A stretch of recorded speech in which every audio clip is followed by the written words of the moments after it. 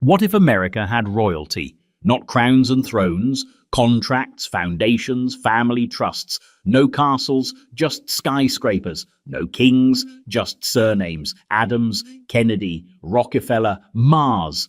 In a country that swears it has no aristocracy, 25 families quietly inherited the power, wealth, and mythos of monarchs and built dynasties stronger than law. Some ruled through ballots, others through oil, sugar, or silence. But they all share one thing: they never really left. Welcome to the families who own America's past and its future.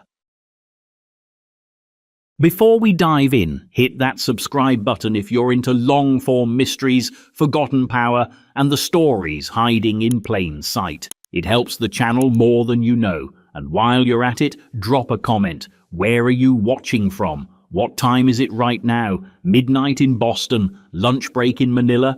Let's see how far this royal court really stretches. 1. Adams. In the beginning, America didn't have royalty, so it made its own. And like all true monarchies, it started with lawyers. The Adams family of Massachusetts wasn't just one of the first political dynasties in American history. They were the prototype, the blueprint, a lineage that began with ideas and ended in institutions. No crowns, no castles, just Harvard degrees, handwritten constitutions, and a generational compulsion to write extremely long letters. Public service, wasn't just encouraged in this family, it was practically genetic. But behind their Puritan discipline and powdered wigs was a darker truth. The Adamses were brilliant, but they were never built to win. It began with John Adams, the lawyer with the soul of a philosopher and the haircut of a powdered judge. He defended British soldiers in court after the Boston Massacre, not exactly a popular move in revolutionary Boston, and then went on to help draft the Declaration of Independence. He later became the first vice president and second president of the United States. But John Adams didn't have the charm of Washington, nor the revolutionary panache of Jefferson. He had, well, books and principles, and the uncanny ability to make enemies without trying. He died on the 4th of July, same as Jefferson, an eerie symmetry befitting a man obsessed with posterity. Then came his son, John Quincy Adams. You know, the other Adams president, the one you probably forgot. He spoke multiple languages, negotiated treaties in his teens, and as president, he pushed for infrastructure, science, and education before it was cool. He was too smart to be popular, too stubborn to play the game, and too puritanical to enjoy the spoils of power. His presidency was one long chess match in a room full of poker players. And then, like all second acts in American dynasties, came the slow fade. Charles Francis Adams, the third in the line, didn't make it to the presidency, but he did keep the family name alive through diplomacy, serving as Lincoln's ambassador to Britain during the Civil War. It was a critical role. He kept the British from recognizing the Confederacy, largely by scowling in perfect iambic pentameter. He was effective, stern, and predictably overshadowed. From there, the dynasty gradually descended into a kind of respectable irrelevance. Future Adamses went on to become historians, professors, and minor intellectuals. Useful, thoughtful, forgotten, which is perhaps the perfect curse for a family obsessed with legacy, to be remembered only by the people who read footnotes. Unlike later dynasties, the Adams family never traded in spectacle. They wore their virtue like armor and their intellect like a family crest. But in a country increasingly allergic to elitism and allergic to restraint, that became their downfall. America loves its royals loud, glamorous, or dead. The Adamses were none of these. They were noble in the old-fashioned way, serious, self-sacrificing, and a little bit exhausting. They believed in a republic of laws, but the country was already dreaming of a republic of personalities. And so the Adams name receded into the background, enshrined in statues, buried in archives, and eventually taught in the kind of college classes where students quietly Google whether John Quincy and John were actually related. They were. painfully so. Today, the Addams family isn't invoked like the Kennedys or the Bushes. They don't show up in campaign ads or guest star on talk shows or inherit oil empires, but walk through Boston's old cemeteries or step into Harvard's libraries, and their fingerprints are everywhere. A ghostly reminder that American royalty once came in the form of stern fathers, morally rigid sons, and a belief that integrity mattered more than charisma, which might be why their dynasty didn't survive the age of cameras. But legacy, like lineage, has a funny way of echoing. Because as the Addams line faded into the quiet corridors of history, another family was just beginning to stir in the Virginia tidewater. A clan with land, bloodlines, and an affinity for command. A family that didn't build the country, but ruled over the parts that tried to leave it. A family that would eventually produce a man Americans would both idolize and regret idolizing. They were older than the Revolution, steeped in plantations and proud of it. They were the Harrisons. 2. Harrison, before there was a White House, there was Berkeley Plantation.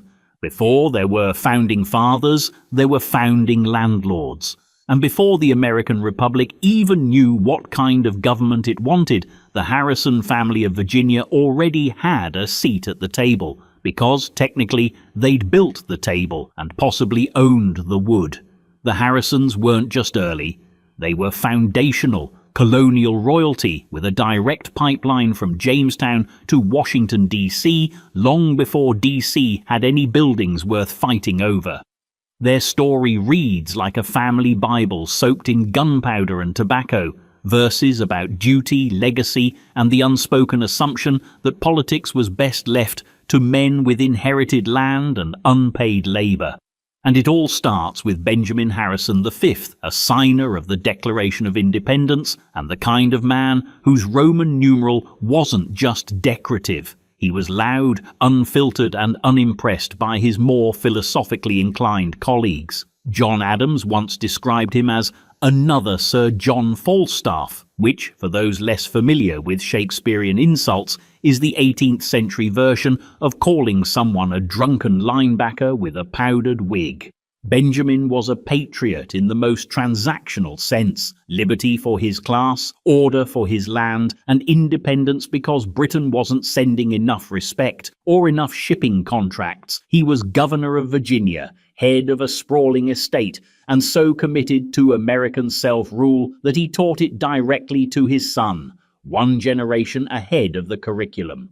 That son was William Henry Harrison, the 9th President of the United States, a former general and the first man to die in office. But more on that in a moment. William Henry didn't grow up in hardship. He was born into one of Virginia's most prominent families, educated in the classics and destined for public life. But he wanted to make his own mark, so he headed west to the Ohio frontier, where American ambition went to prove itself with muskets and manifest destiny. He became a soldier, then a governor, then a folk hero. His victory at the Battle of Tippecanoe launched 1,000 campaign slogans and more than a few historical disclaimers. By the time he ran for president in 1840, William Henry Harrison had been remade into a log cabin populist, even though his childhood home had, among other things, columns. The Whigs spun his narrative like cotton. The rugged Indian fighter, the humble man of the people, the whiskey-drinking war hero who slept on the floor just like you, dear voter. It was electoral theatre, deeply inaccurate, wildly successful, and quintessentially American. He won in a landslide. Then he gave the longest inaugural address in history, in the cold, without a coat. 1 month later, he was dead. The official cause was pneumonia. The unofficial cause was hubris. His death created a constitutional crisis, jump-started the conversation about presidential succession, and gave America its first real taste of what dynasties cost. It also cut short the Harrison political arc, temporarily, because the real legacy would emerge nearly 50 years later through another Harrison with the same jawline, same bloodline, and a very different moment in history. Benjamin Harrison, the grandson, was not a war hero. He was a lawyer, a senator, a civil servant in the age of railroads and Reconstruction. But the family name still carried weight, and in 1888 it carried him all the way to the presidency. Barely. He lost to the popular vote to Grover Cleveland, but won the Electoral College, an outcome that Americans today are depressingly familiar with. Benjamin was quiet, diligent, and deeply religious. He wasn't flashy and he wasn't scandalous. He supported civil rights in theory, but hesitated in practice. He pushed for modern infrastructure and an expanded navy. He signed the Sherman Antitrust Act and oversaw the admission of 6 new states. But ask most people to describe him today, and you'll get a blank stare if you're lucky. That's the curse of the middle-tier president. Too competent to be mocked, too restrained to be remembered. But dynasties don't need applause. They just need access. And the Harrisons had it for nearly 2 centuries. From the colonial legislature to the Senate floor, from independence to industrialism, the family never lost its proximity to power. They didn't build empires like the Rockefellers or televise tragedies like the Kennedys, but they were there, always a seat at the table, always a Harrison with a handshake, always a cousin ready to run for something. If the Addams family was America's moral compass, the Harrisons were its long game. Less about brilliance, more about durability. The kind of dynasty that treats history like farmland, inherited, fenced off, and kept in the family. And yet, by the 20th century, their name had all but vanished from headlines. The plantations were sold, the public offices handed to new names, and the idea of old Virginia nobility faded into nostalgic fiction. But royalty never dies, it just migrates. Because while the Harrisons proved that longevity can be earned in generations, the next family proved it could be manufactured in branches. 2 of them, each carrying the weight of an entire century. One brash and bellicose, the other cerebral and cripplingly noble. Together they turned politics into theatre and family into brand. And their last name, Roosevelt. 2 families down, 23 to go. And we're just getting started. If you're still with us, you're clearly one of the curious ones. Go ahead and subscribe to the channel so you don't miss what's coming next. And while you're here, tell us in the comments, where are you listening from? What time is it right now? 3 a.m. in Chicago, sunset in Johannesburg. Let's see who else is wandering the halls of power with us tonight. 3. Roosevelt. You could argue that the Roosevelt family didn't just bend the American century to their will, they produced it, like a pair of overachieving blacksmiths hammering reality into a family crest. Not 1, but 2 presidents, 2 completely different branches, and 1 legendary First Lady who had more moral authority than most men in her era could buy with a fleet of battleships. The Roosevelts were never just politicians, they were a mythology with tailored suits. Oyster Bay and Hyde Park, 2 lines, 2 visions, 1 surname that came to symbolize the high water mark of American ambition dressed in noble intentions. And of course, a touch of delusion. Let's start with the Oyster Bay side, the Rough Rider himself, Theodore Roosevelt, a man who once described his own life as if he were writing a boy's adventure novel about himself. Born into New York aristocracy in 1858, young Theodore was sickly, asthmatic, and dangerously curious. Instead of succumbing to the era's usual prescription of quiet invalidity, he decided to build his body like a one-man civil engineering project. He lifted weights, boxed, rode horses, and developed the kind of performative masculinity that would later sell millions of war posters. He went to Harvard, of course, spoke with a clipped upper-class accent naturally, then charged headlong into politics before he was legally old enough to rent a hotel room today. He was a New York state legislator by 23, a reformer by instinct, and a moralist by compulsion. But tragedy struck early. His first wife and his mother died on the same day, in the same house. In his diary, he drew a large black X and wrote, "The light has gone out of my life." So he did what emotionally repressed men with trust funds often do. He went west to reinvent himself. Cowboy, rancher, sheriff, writer, legend. He wore many hats, literally and metaphorically, and emerged not as a man who fled grief, but one who marketed it. The war with Spain gave him his next costume, Colonel of the Rough Riders. He stormed up San Juan Hill with a press corps in tow and emerged a national hero. From there it was inevitable. Governor of New York, vice president then, after McKinley was conveniently assassinated, president at just 42, the youngest in history. His presidency was a blend of progressive reform and imperial swagger. He busted trusts while building battleships, spoke softly and carried an absurdly large stick, and decided that if the Constitution didn't say he couldn't do something, he probably should. He left office, went on safari, got bored, tried to come back, split the Republican vote, and handed the White House to Woodrow Wilson. Even in defeat, Theodore was victorious in narrative. His legacy wasn't just leadership, it was myth-making. But then came Hyde Park, and a very different Roosevelt.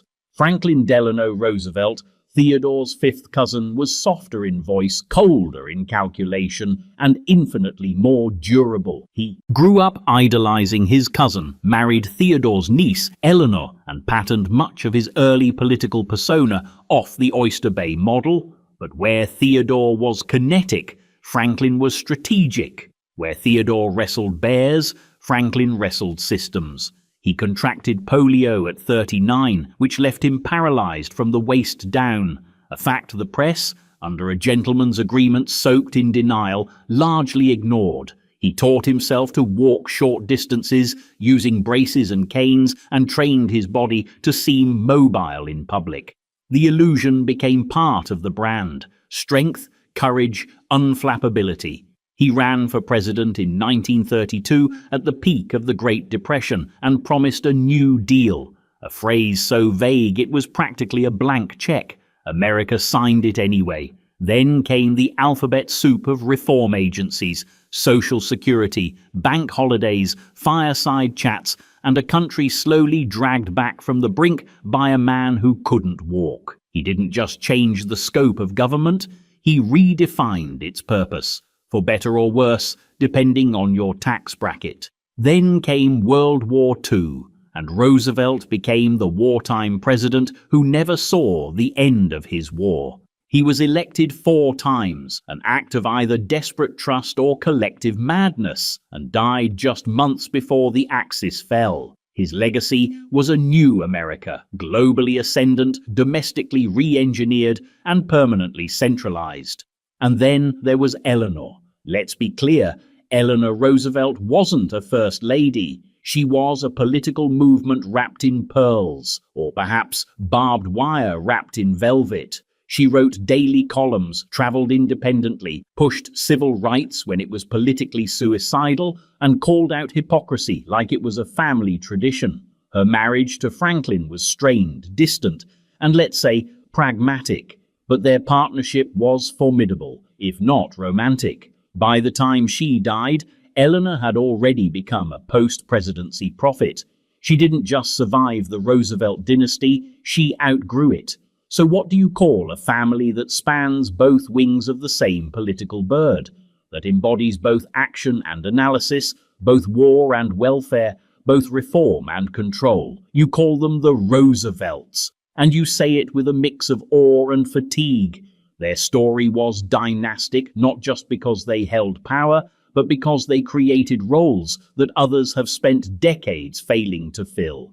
Theodore was the action hero, Franklin the architect, Eleanor the conscience, and between them they turned the 20th century into a Roosevelt century, narrated, designed, and morally litigated from Hyde Park and Oyster Bay. But every empire, even the well-dressed kind, eventually runs out of heirs or oxygen, and waiting in the wings was a new kind of dynasty, flashier, flashbulb-ready, and fated to end in both triumph and tragedy. They weren't born of Oyster Bay drawing rooms or Hudson Valley estates. They were born in Boston, baptized in ambition, and soon the American dream would have a new surname, Kennedy, for Kennedy. The Kennedys didn't just walk into American royalty, they arrived like a cinematic prophecy, glowing, loud, Irish, and just suspiciously lucky enough to feel cursed from the beginning. They were the first truly modern political dynasty, not because they held power, but because they sold it.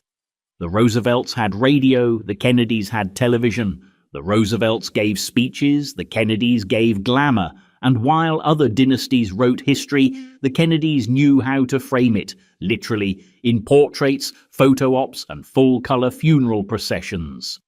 At the center of it all was Joseph P. Kennedy Sr., a stock market magician, liquor distributor, and diplomat who never met a system he couldn't manipulate or a headline he couldn't edit. He built a fortune during Prohibition and the Depression, mastered both the art of the inside deal and the illusion of outsider charm, and set about building what he called, without irony, a dynasty of winners. He didn't want power for himself, he wanted it for his sons. That alone made him a rare figure in American elite circles, a patriarch who invested in ambition like it was a family hedge fund. He was determined that one of his boys would become president. That was the plan. That was always the plan.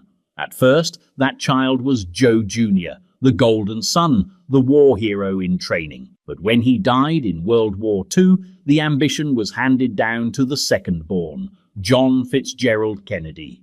Less dutiful, more charming, constantly ill, dangerously charismatic. A man who never expected to live a long life and carried himself accordingly, with the recklessness of someone racing against fate. He served in the Navy, was nearly killed in the Pacific, wrote a best-selling book about courage, and ran for Congress just in time to beat the whisper of nepotism to the punch.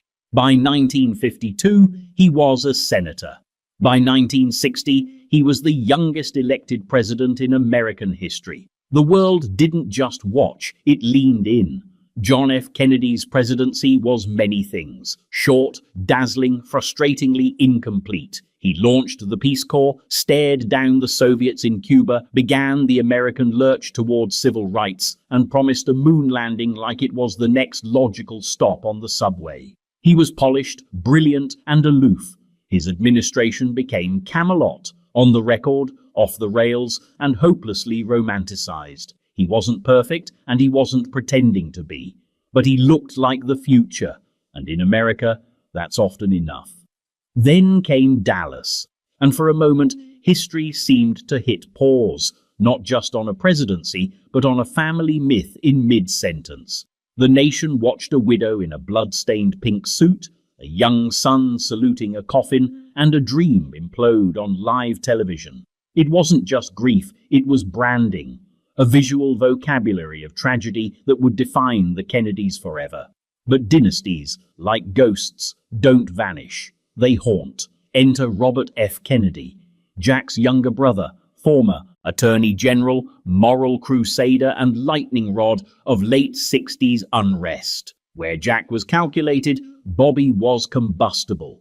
He began his career as a cold operative, the enforcer of Camelot's dark compromises. But after his brother's death, something in him cracked or ignited. He ran for president in 1968, not just as a candidate, but as a symbol of something unspoken, a lost future trying to claw its way back into the present. He talked about poverty, race, war, and moral responsibility like they were personal debts. He didn't just campaign, he confessed, and America, exhausted by its own contradictions, leaned in once again. But the story ended again in sudden silence. Another brother gone, another black and white funeral, another generation told to believe in hope, with teeth marks in it. And still, the family persisted. Ted Kennedy, the youngest brother, spent nearly 50 years in the Senate. His was a legacy of policy over poetry, healthcare reform, labor rights, education funding, the less glamorous, more durable bricks of governance. But the weight of the family myth and the shadows of its losses never left him. His own missteps, most famously at Chappaquiddick, ensured that the presidency would remain just out of reach. The Kennedy dynasty didn't end, it simply recalibrated. It moved into ambassadorships, house seats, foundations, and quiet tragedies. The newer generations bore the name like a fragile relic, valuable, symbolic, and occasionally cursed. The glint of old charisma still flickers through the occasional campaign photo, the op-ed, the eulogy. But the magic, that's been embalmed in grainy footage and Frank Sinatra ballads.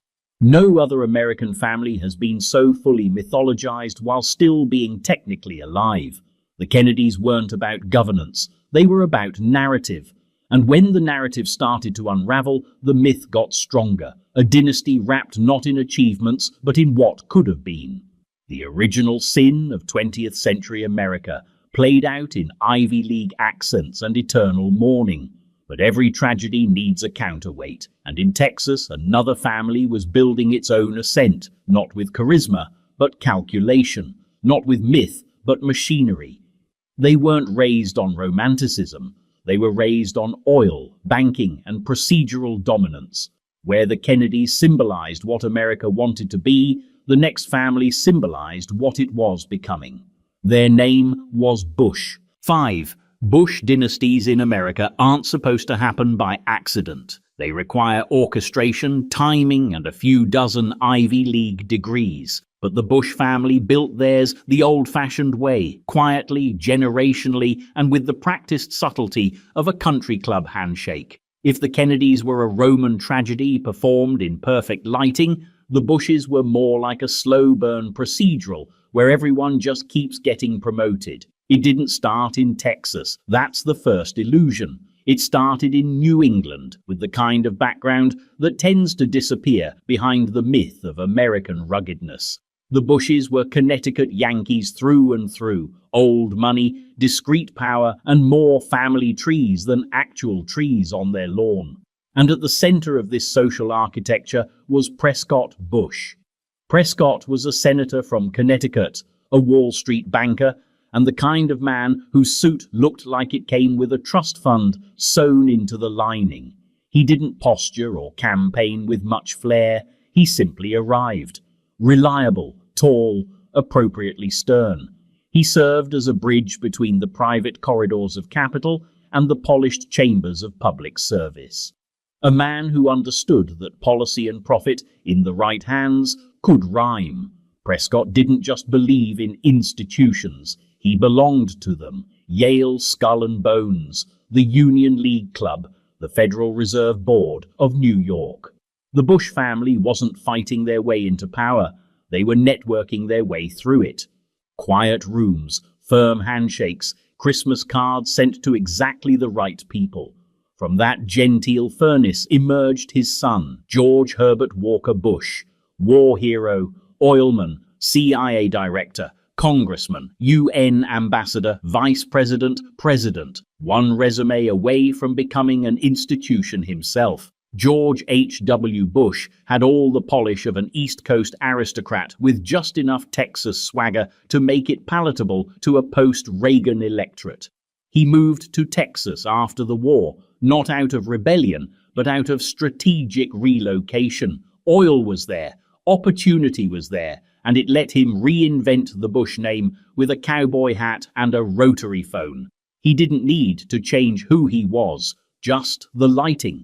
As a politician, George H.W. Bush was the embodiment of institutional competence. He knew the machinery. He respected the process. He made consensus seem like a form of patriotism.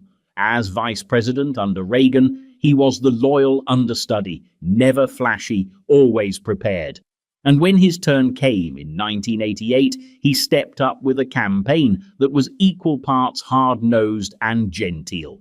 He won with a smirk and a resume, and then lost 4 years later to a saxophone and a recession. But the Bush dynasty didn't end with a concession speech, because in Texas, once again, another Bush had been preparing, not in war rooms, but in boardrooms. George W. Bush was not his father. That was both his burden and his brand. More cowboy than diplomat, more gut instinct than diplomatic cable, more what me worry than read my lips. And yet, Somehow it worked. With a friendly accent and a campaign team that understood narrative better than nuance, George W. became governor of Texas, then mounted a presidential campaign with a slogan so simple it sounded like prophecy: a uniter, not a divider.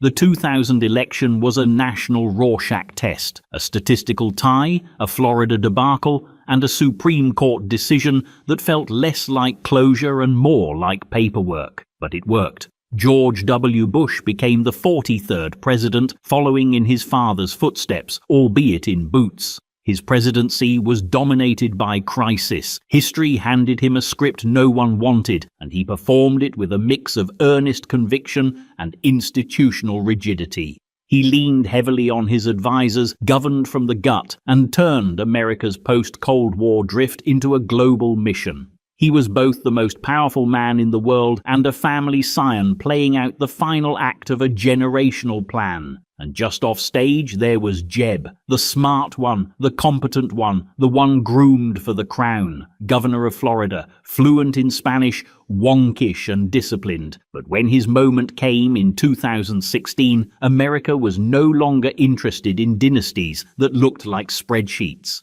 Jeb walked into a political climate that had been torched and offered policy memos. It didn't go well. The Bush family, once the default setting for Republican respectability, became a relic almost overnight. Their name, once shorthand for continuity, became synonymous with a certain kind of elite insulation. Too careful, too compromised, too polite. But make no mistake, the Bush dynasty changed the shape of American governance. 2 presidents, 2 governors, a senator, CIA leadership, a grip on the Republican Party that lasted nearly 30 years.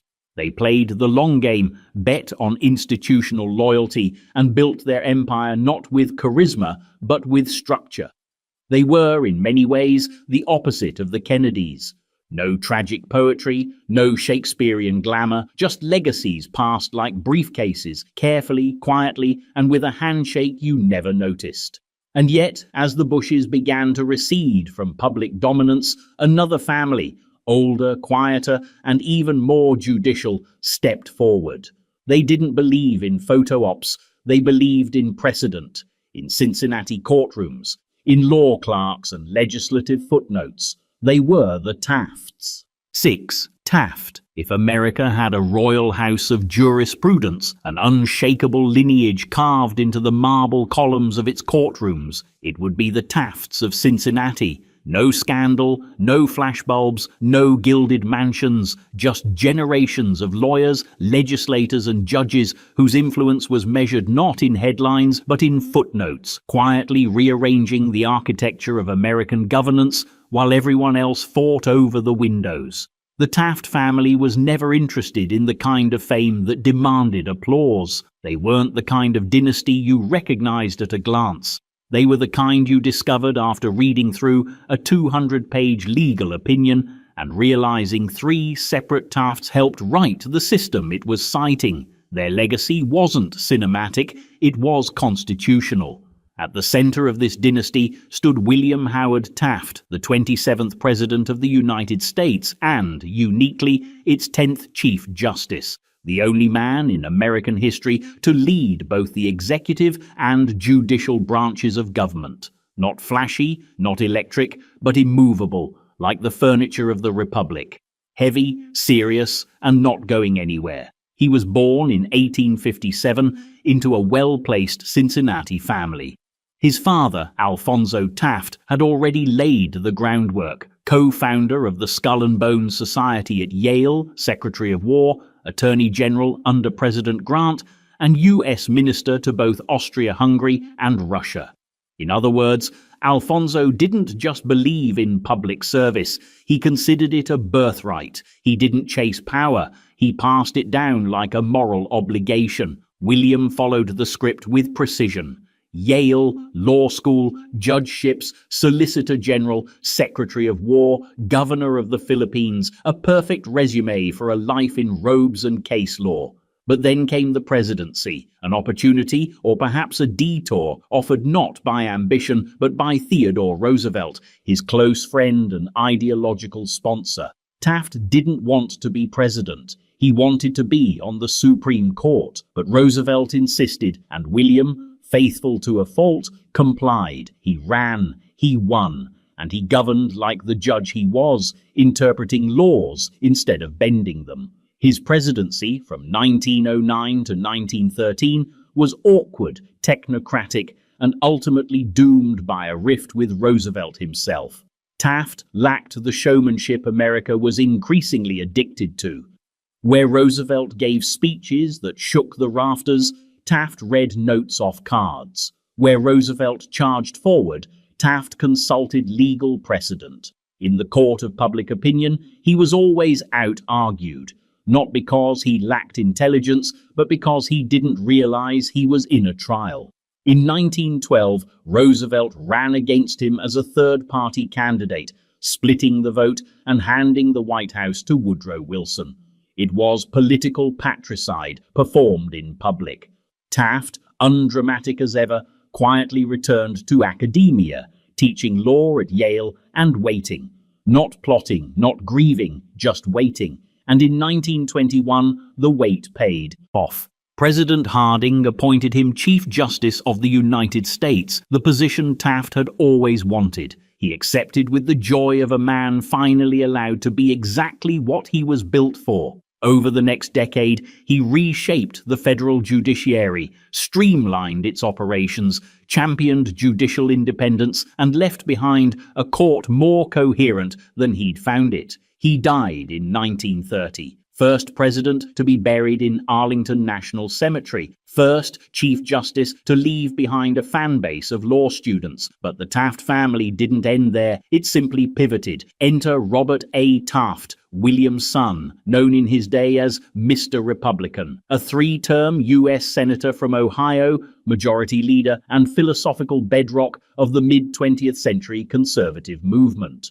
If his father embodied institutionalism, Robert embodied ideology. He opposed the New Deal, questioned America's role in foreign entanglements, and defended constitutional literalism like it was a family heirloom. He ran for president multiple times, each campaign a long, slow lesson in how ideas can lose to charisma.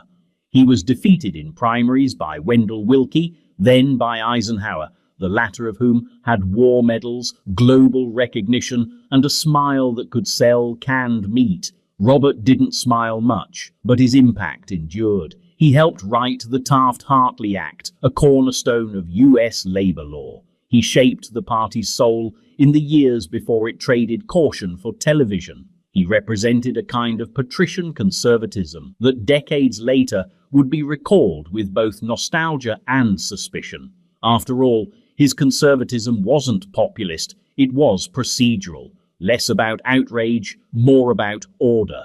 Less about slogans, more about statutes. Other Tafts followed in his footsteps, state senators, federal judges, university presidents. None with presidential reach, but all with resumes that made the Bar Association weep with pride. To this day, Ohio politics carries the residue of the Taft name like a watermark, subtle, persistent, and impossible to scrub out. The family never chased flash. They chased permanence. And in a country that so often measures success in terms of volume, the Tafts succeeded in silence.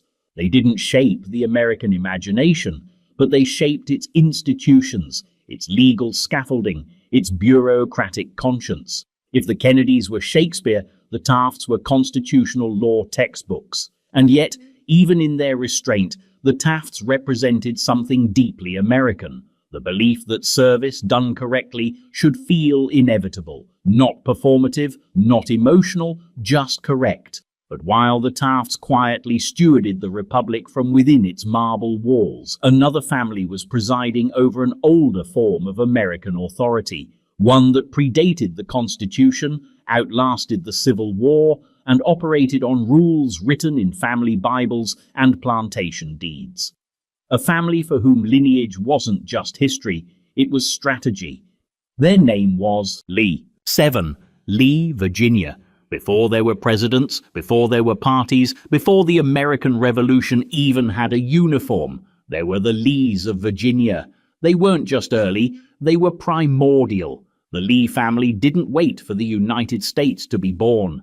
They were already seated at the table, carving the roast and explaining the rules of inheritance. If the Adams family was America's philosophical conscience, the Lees were its aristocratic shadow, quietly shaping the republic while maintaining the posture of colonial nobility.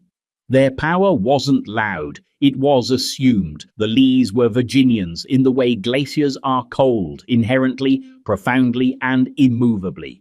Their lineage stretched back to Richard Lee I, who arrived in the 1640s and did what so many enterprising men did in the early colonial period: amass land, tobacco wealth, and descendants like a regional weather system. He served on the Governor's Council, maintained a profitable transatlantic network, and laid the foundation for a family tree that would sprout into every crevice of American governance. By the time the Revolutionary War loomed, the Lees had become less a family and more a political ecosystem. They were governors, legislators, plantation owners, diplomats. One Lee might be negotiating in France, another could be drafting resolutions against the Stamp Act. There were so many of them that historians have had to clarify which Lee they're talking about by using entire paragraphs. Among the most prominent of these was Richard Henry Lee, the man who formally proposed American independence in the Second Continental Congress in June of 1776. Before Jefferson wrote the lines, Lee made the motion, resolved that these united colonies are and of right ought to be free and independent states. In any other family, that would be the crowning achievement. For the Lees, it was just Tuesday. The Lees operated like an interlocking mechanism, each member placed strategically across Virginia and the colonies, reinforcing one another's influence. They were less a family than a long-term strategy for staying close to the levers of power. They married well, inherited better, and maintained an almost clerical obsession with duty, service, and maintaining their elite status in an emerging democracy that technically didn't want elites. But history, ever patient, had its own ideas, and the name that would define the Lee dynasty was not Richard, or Henry, or Thomas. It was Robert. Robert E. Lee was born in 1807, the son of Henry Lighthorse Harry Lee, a Revolutionary War general and former governor of Virginia. The family at that point had suffered some financial decline, nothing catastrophic, just enough to shift them from aristocrats to genteel cautionary tales. Robert, however, carried the family's name like armor. He graduated second in his class at West Point with 0 demerits, an almost unnatural level of discipline. He married Mary Custis, descendant of Martha Washington. If anyone was born to embody the old Virginian ideal, duty, land, honor, it was Robert. He served in the U.S. Army with distinction for decades. He was offered command of the Union Army at the start of the Civil War. He declined. His loyalty, he said, was to Virginia. Not the Confederacy, not the cause, just Virginia. That distinction would become both his legacy and his curse. As commander of the Confederate Army of Northern Virginia, Robert E. Lee became a legend, tactically brilliant, strategically cautious, and almost universally admired even by his enemies. He was the marble statue version of American nobility, elegant, stoic, tragic. But myth has a way of obscuring detail. Lee fought to preserve a society structured around land-holding elites, inherited hierarchy, and rigid social order. His military genius, whatever its merits, was in service to a vision of America that lost. And yet, for more than a century, he was treated not as a defeated general, but as a kind of fallen angel of American virtue. The Lee family name became entangled in the lost cause mythology, memorialized in statues, textbooks, and street names across the South. And through it all, the Lee legacy remained intact, not because of what they accomplished, but because of how deeply they had rooted themselves into the narrative of American identity. Even in defeat, they were respected, revered. Their family homes became museums, their papers archived, their silhouettes bronzed. Today, the Lee name stands at a crossroads of interpretation. Revered by some, re-evaluated by others, their legacy is a masterclass in the elasticity of American memory. They were patriots, rebels, aristocrats, architects of both revolution and rebellion. And through every chapter, they maintained the unmistakable air of a family that believed its authority was never given, only acknowledged. In a way, the Lees embodied the central contradiction of American aristocracy, the idea that in a nation founded on equality, some men were simply born to rule. They didn't have to seize power, they just had to inherit it. But while the Lees were planting their dynasty in Virginia soil up north, another family was quietly drafting the architecture of elite power, not through battles or plantations, but through ships, schools, and something even more enduring than victory, money. Their name was Cabot. 8.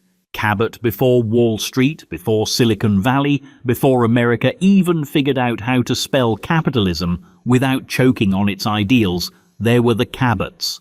Not warriors, not presidents, just rich, old money rich, New England rich, Boston rich, which is to say the kind of wealth so ancient and insular that it stopped being about money sometime around the 1700s and became something closer to climate, permanent, inevitable, inherited. To understand the Cabots, you must first understand Boston, not the Boston of Red Sox hats and Dunkin' Donuts, but the other Boston, the one of Beacon Hill brownstones, Latin inscriptions, and dinner parties where the guest list is the real estate. In that Boston, the Cabots were royalty, not elected, not anointed, just known. The family's legend begins with John Cabot, a French-born immigrant who arrived in Salem, Massachusetts in the early 1700s. He built a shipping empire the old-fashioned way, sugar, rum, fish, and other goods best not inventoried too closely. He and his brothers profited handsomely from transatlantic trade routes that fueled both the colonial economy and the family ledger. By the time the American Revolution arrived, the Cabots weren't rebels, they were stakeholders. From maritime commerce, the family expanded into banking, railroads, and textile manufacturing. They did not innovate, they invested, they didn't disrupt, they stabilized. And in a rapidly changing country, the Cabots figured out something critical. Power doesn't require motion. Sometimes it just needs a permanent address. They built institutions, Harvard, the Massachusetts Historical Society, the Boston Athenaeum. They married strategically into the Lodges, the Lowells, and other dynasties so similarly pale and patrician they might as well have been copies of the same family portrait, shuffled and re-signed. Together, they formed what would become known as the Boston Brahmins, a caste of families whose influence operated not through laws or elections, but through etiquette, donations, and dinner invitations. The Cabots didn't just have money, they had taste. They were the stewards of the Republic's conscience, as long as that conscience fit comfortably within Georgian architecture and didn't raise its voice. And yet, for all their restraint, the Cabots were deeply political. George Cabot, a U.S. senator during the Federalist era, was a staunch defender of elite rule in a country that was still pretending to be egalitarian. He opposed the War of 1812 not out of pacifism, but because it was bad for shipping. He viewed democracy with the same polite suspicion he reserved for bad wine. In his world, the people didn't need to govern. They needed to be governed well, preferably by men who read Cicero in Latin and invested in railroads on the side. That ethos, call it patrician paternalism, carried through the generations. Cabots didn't shout, they published essays. They didn't run for office in Beauceau. Mobs they were appointed. They didn't protest. They endowed chairs. The family motto may as well have been influence, never impulse. There's a famous and almost certainly apocryphal line about Boston's elite that goes, in Boston, the Lowells speak only to Cabots and the Cabots speak only to God. It's meant to be a joke, sort of. But like most dynastic power, the punchline is just a veil for the truth. By the late 19th century, the Cabots were everywhere that mattered, and nowhere that screamed. They served as trustees, presidents, curators. They sat on the boards of everything from museums to universities to private banks, so private you needed a genealogy chart just to find the front door. They weren't America's public face, they were its invisible hand. While the South waged war over slavery and the West erupted in gold fever, the Cabots were quietly codifying the rules of American aristocracy. Keep your money quiet, keep your scandals quieter, and above all, marry correctly. If they had a religion, it was Harvard. If they had a language, it was understatement. If they had a foreign policy, it was isolationist, except when trade was involved. And if they had a flaw, it was that they mistook their own stability for virtue. The 20th century didn't unseat the Cabots so much as diffuse them. Their name shows up less frequently now, but their influence lingers in the boards of non-profits, the bylaws of private clubs, and the genealogical charts of people who've never had to fill out a FAFSA. The Cabots were never loud enough to be icons, never common enough to be relatable. They didn't build the dream, they built the walls around it. But if the Cabots were the whisper of American elite power, their in-laws were its megaphone. Because right across the drawing room, at the same Harvard dining tables, another family was rising. A family of poets, presidents, reformers, and inevitably, tragedy. The Lowells. 9. Lowell. If the Cabots were the stone columns of Boston society, stoic, silent, and unmoved, then the Lowells were its stained glass, intellectual, self-regarding, colourful, in a restrained sort of way. They didn't just belong to the American aristocracy, they narrated it. In verse, in policy, in tenured lectures from behind polished mahogany desks. Where the Cabots built ships and banks, the Lowells built ideas. But don't be fooled, this was not the romantic ideal of poets starving in attic apartments. The Lowells were not bohemians. They were Brahmins with sonnets. They saw no contradiction between owning textile mills and editing literary journals. In fact, they considered it a kind of civic responsibility to own the country's soul and still correct its grammar. The Lowell family line begins, appropriately enough, in industry.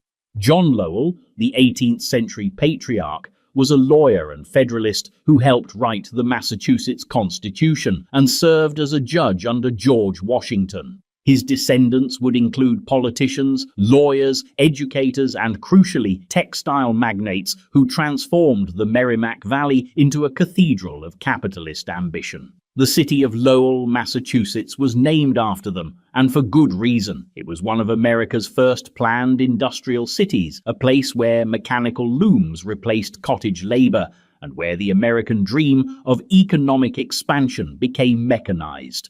The Lowells turned cotton into capital, and capital into culture. In the North, they were seen as progressive industrialists. In the South, perhaps less charitably, as well-dressed abolitionists with a habit of monetizing morality. But the Lowell identity was never purely economic. The family moved fluently between money and meaning, often landing on both. They sat on the boards of Harvard and NYT, directed museums, and published books that appeared on both syllabi and side tables. They didn't see wealth and wisdom as opposing forces. They saw them as mutually reinforcing. After all, who better to understand the future of democracy than the people who already owned its factories?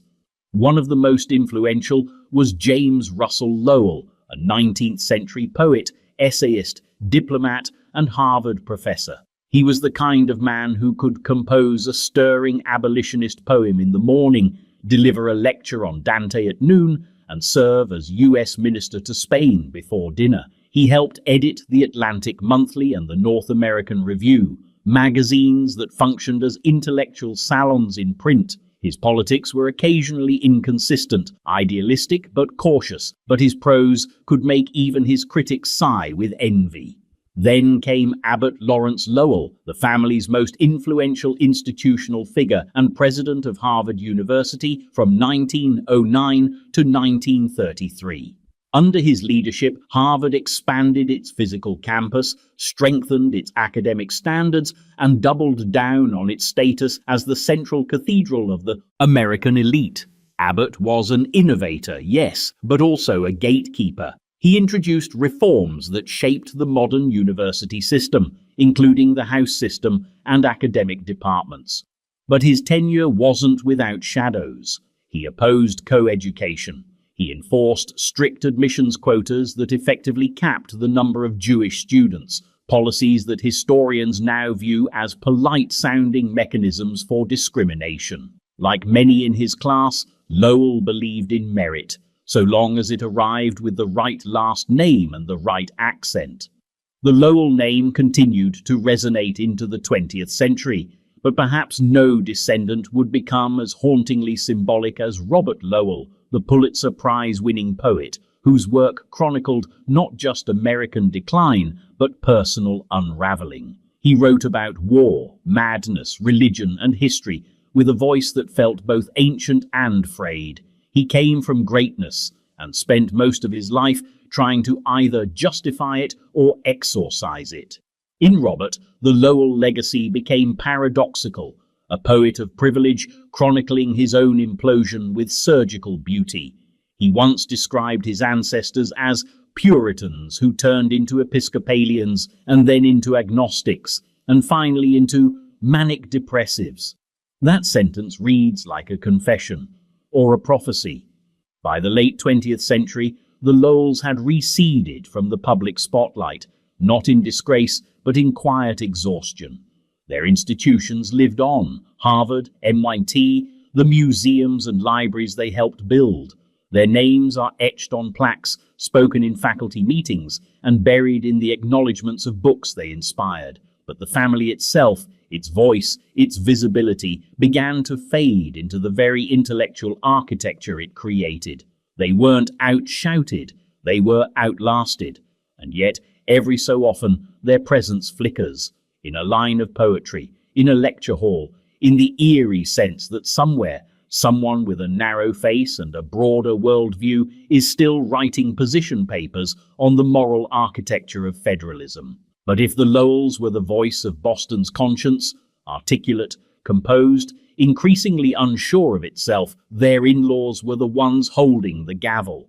Because in the gilded drawing rooms and Senate chambers of old Massachusetts, another family had learned how to translate wealth into law and law into power. They were the Lodges. 10 Lodge. In the high councils of American aristocracy, there's a difference between influence and authority. The Cabots invested in systems, the Lowells wrote them down. But the Lodges ran them, not loudly, not wildly, but with the dry precision of men who were born with gavels in their bassinets and Senate seats penciled into their baby books. The Lodge family was what you got when you combined legal pedigree, social rigidity, and an unshakable belief that the Republic would be safest if only their cousins were allowed to run it. They weren't revolutionaries or robber barons. They were managers of the nation, of its decorum, and more than anything, of its memory. They made no effort to disguise their origins. This was old money with old manners. The Lodges were steeped in Boston Brahmin sensibility, Harvard-educated, white-gloved, Episcopalian, and allergic to improvisation. If they'd had a coat of arms, it would have featured a Latin phrase about responsibility, flanked by a golf club and a Federalist essay. At the heart of their dynasty stood Henry Cabot Lodge, the Elder. Born in 1850, he was the product of every elite institution that Massachusetts had to offer: Harvard College, Harvard Law, Harvard PhD in political science, which at the time was barely even a field, but he insisted on making it one. His career trajectory was so predictable, it bordered on performance art. Academic, historian, state legislator, congressman, senator. But Lodge didn't just write about American government, he enforced it. He served in the U.S. Senate, from 1893 until his death in 1924, where he emerged as one of the most influential figures in the legislative branch, not because of charisma, but because of institutional command. He understood procedure the way generals understand terrain. Lodge was a conservative nationalist who believed in American strength abroad and elite rule at home. He supported the Spanish-American War, backed naval expansion, and viewed the United States as a reluctant but destined imperial power. His worldview was not about conquest. It was about stewardship, particularly by those already seated at the best tables. But his most defining moment came after World War I, when he led the Senate's opposition to the Treaty of Versailles and, more crucially, the League of Nations. President Woodrow Wilson had negotiated the treaty and saw the League as the dawn of a new world order. Lodge saw it as a bureaucratic trap, a supranational leash that would dilute American sovereignty and, worse, force the US to consult foreigners. The fight between Wilson and Lodge was deeply personal and utterly poisonous. Both men were prideful, academic, and convinced they were the sole custodians of American destiny. The result? The Senate refused to ratify the treaty. The League of Nations proceeded without the US, and the American tradition of selectively international engagement was born. In Lodge, America saw the archetype of the elite conservative, articulate, stubborn, and deeply suspicious of change that didn't originate from a committee he chaired. His opposition wasn't based on populism. It was based on protocol. He didn't fear democracy, he just preferred it when filtered through Harvard. But the Lodge name didn't end with Henry. It came back a generation later, this time with a middle initial. Henry Cabot Lodge Jr., grandson of the original, was born into expectation and carried it like a monogram. Educated at Groton and Harvard, fluent in foreign affairs and political etiquette by age 20, Lodge Jr. followed his grandfather's path into the Senate and then into the world stage. But he carried something his grandfather never needed: adaptability. Lodge Jr. served in World War II while still holding his Senate seat. He lost that seat in 1952 to a rising congressman named John F. Kennedy, only to bounce back as a diplomat and power broker. He served as ambassador to the United Nations, to West Germany, and to South Vietnam, essentially wherever Cold War tensions were running hottest. In 1960, he was selected as Richard Nixon's running mate, and together they lost to the very same Kennedy family that had once dethroned him in Massachusetts. It was a poetic reversal, two dynasties swapping places in the public imagination. The old line Republican patrician upstaged by the new line Democratic glamour. But Lodge didn't disappear. He returned to diplomacy, kept serving under multiple administrations, and maintained that most Brahmin of American beliefs, that governing wasn't about winning, it was about stewardship, about keeping the ship upright, even when flashier captains tried to sail it into history books. By the 1970s, the Lodge family influence had faded from public view, replaced by louder, leaner, more populist voices.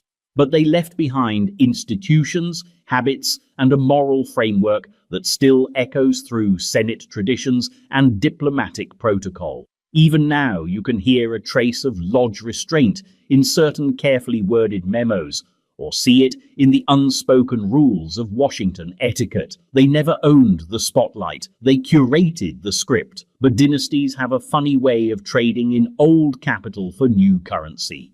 And as the Lodges made their final bows in the halls of policy and protocol, another family, distant, industrial, and armed with something more combustible than etiquette, was rising from the smokestacks of Delaware. Their name was DuPont. 11. DuPont. If American aristocracy had a chemistry lab, it would look a lot like the DuPont family compound.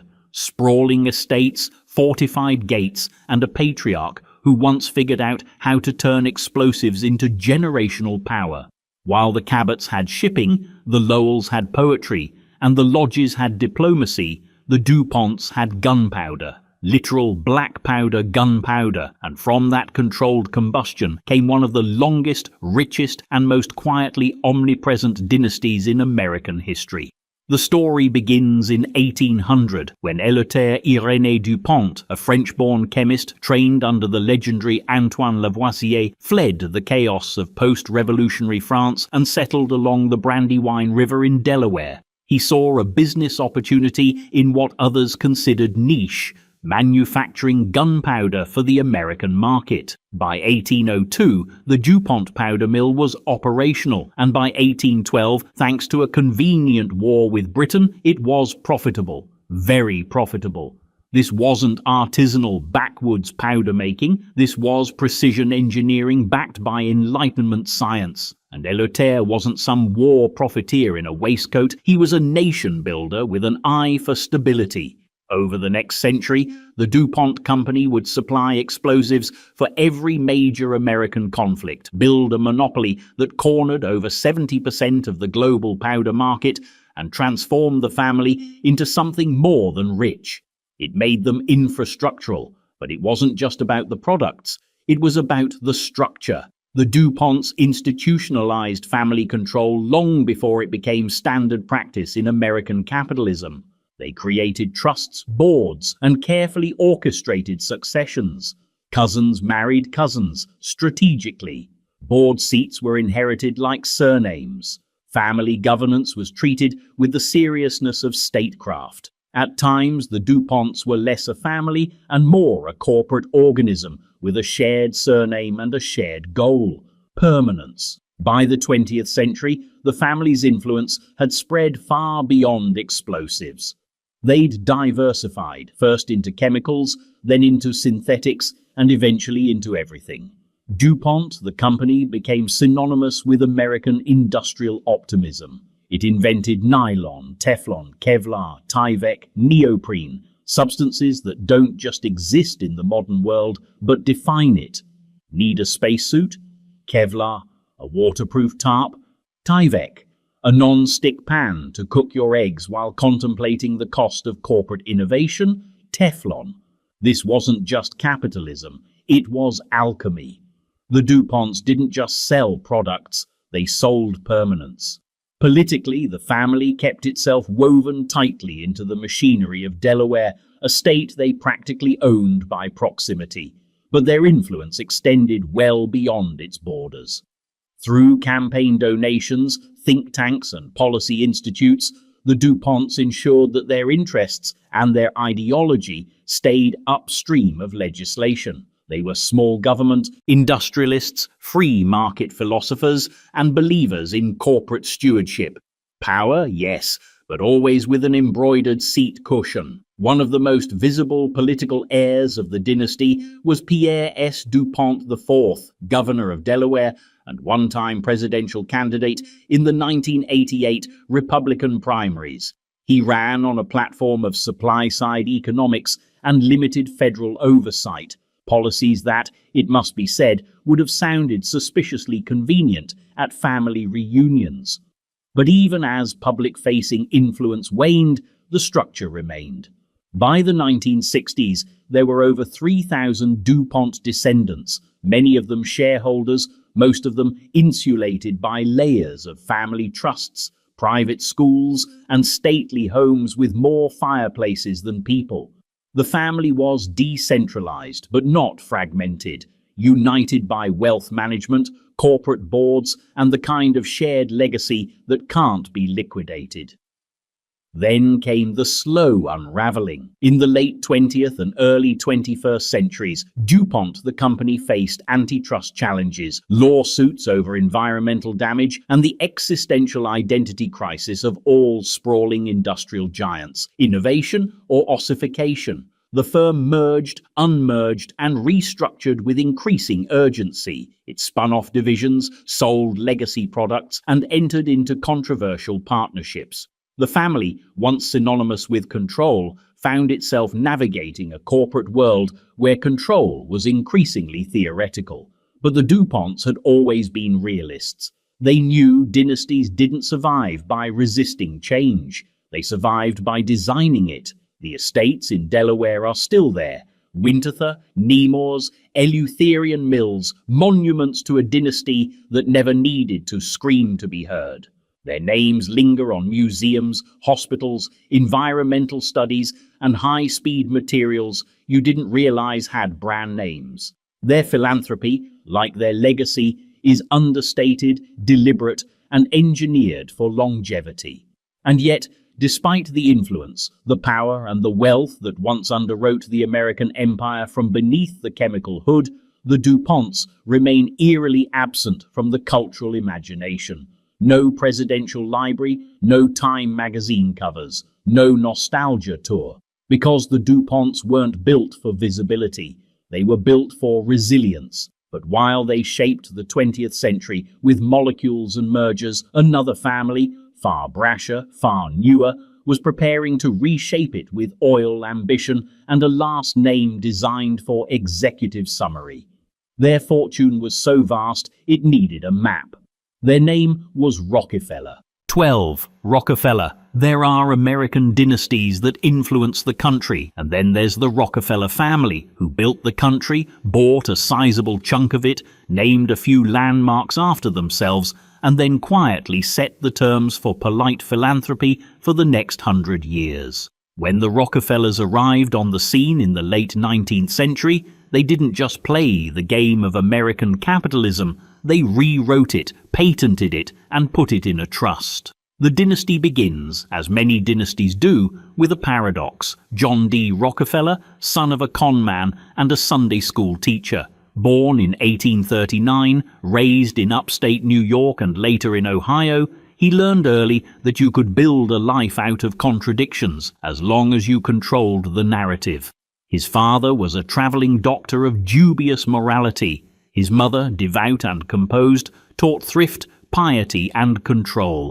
John D. adopted exactly half of that formula and used it to become the richest man in modern history. By the time he was 30, John D. was in the oil business. By 40, he had founded Standard Oil, a corporation so powerful, so vertically integrated, and so disturbingly efficient that it didn't just dominate its competitors, it absorbed them. If your refinery wasn't Standard Oil, it was eventually purchased, undercut, or reorganized into something indistinguishable. What Microsoft was to the digital age, Standard Oil was to the industrial one, except with more barrels and fewer congressional hearings until later. At its peak, Standard Oil controlled over 90% of US oil refining. And yet, John D. himself kept a famously low public profile. No yachts, no cigars, no palace-style ostentation. Just long hours, ledgers, and Baptist restraint. He gave dimes to children and tracked donations like battlefield maneuvers. He saw wealth not as indulgence, but as a divine test. To own that much was to be accountable for it. But even in secrecy, empires cast shadows. The US government finally intervened, breaking up Standard Oil in 1911 into 34 smaller companies, several of which, like Exxon, Mobil, and Chevron, would later become Goliaths themselves. The trust was broken. The fortune was not.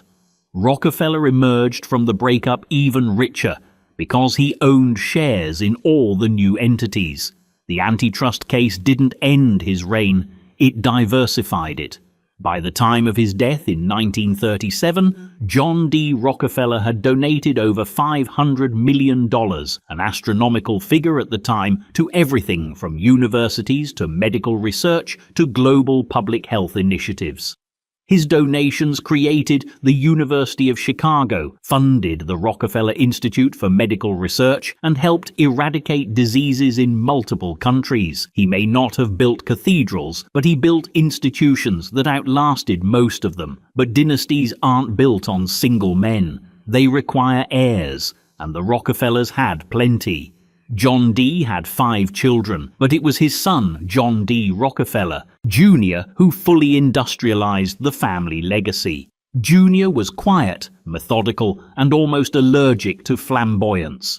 He oversaw the family's business interests, helped fund the reconstruction of colonial Williamsburg, and spearheaded massive philanthropic efforts in education, public housing, and international relations. He also commissioned the Rockefeller Center in Manhattan, an Art Deco temple to capital and culture built during the Great Depression. That a Rockefeller could build such a monument in the midst of economic collapse was not lost on anyone. The building was more than a skyscraper. It was an announcement. The Rockefellers were not going anywhere. From there, the family's influence widened like a net. The third generation, often called the cousins, entered politics, conservation, finance, and diplomacy. Most prominent among them was Nelson Rockefeller, the four-time governor of New York, vice president under Gerald Ford, and perpetual almost president. Nelson embodied the family's uneasy relationship with electoral power, immensely capable, impossibly wealthy, and permanently misaligned with the populist mood.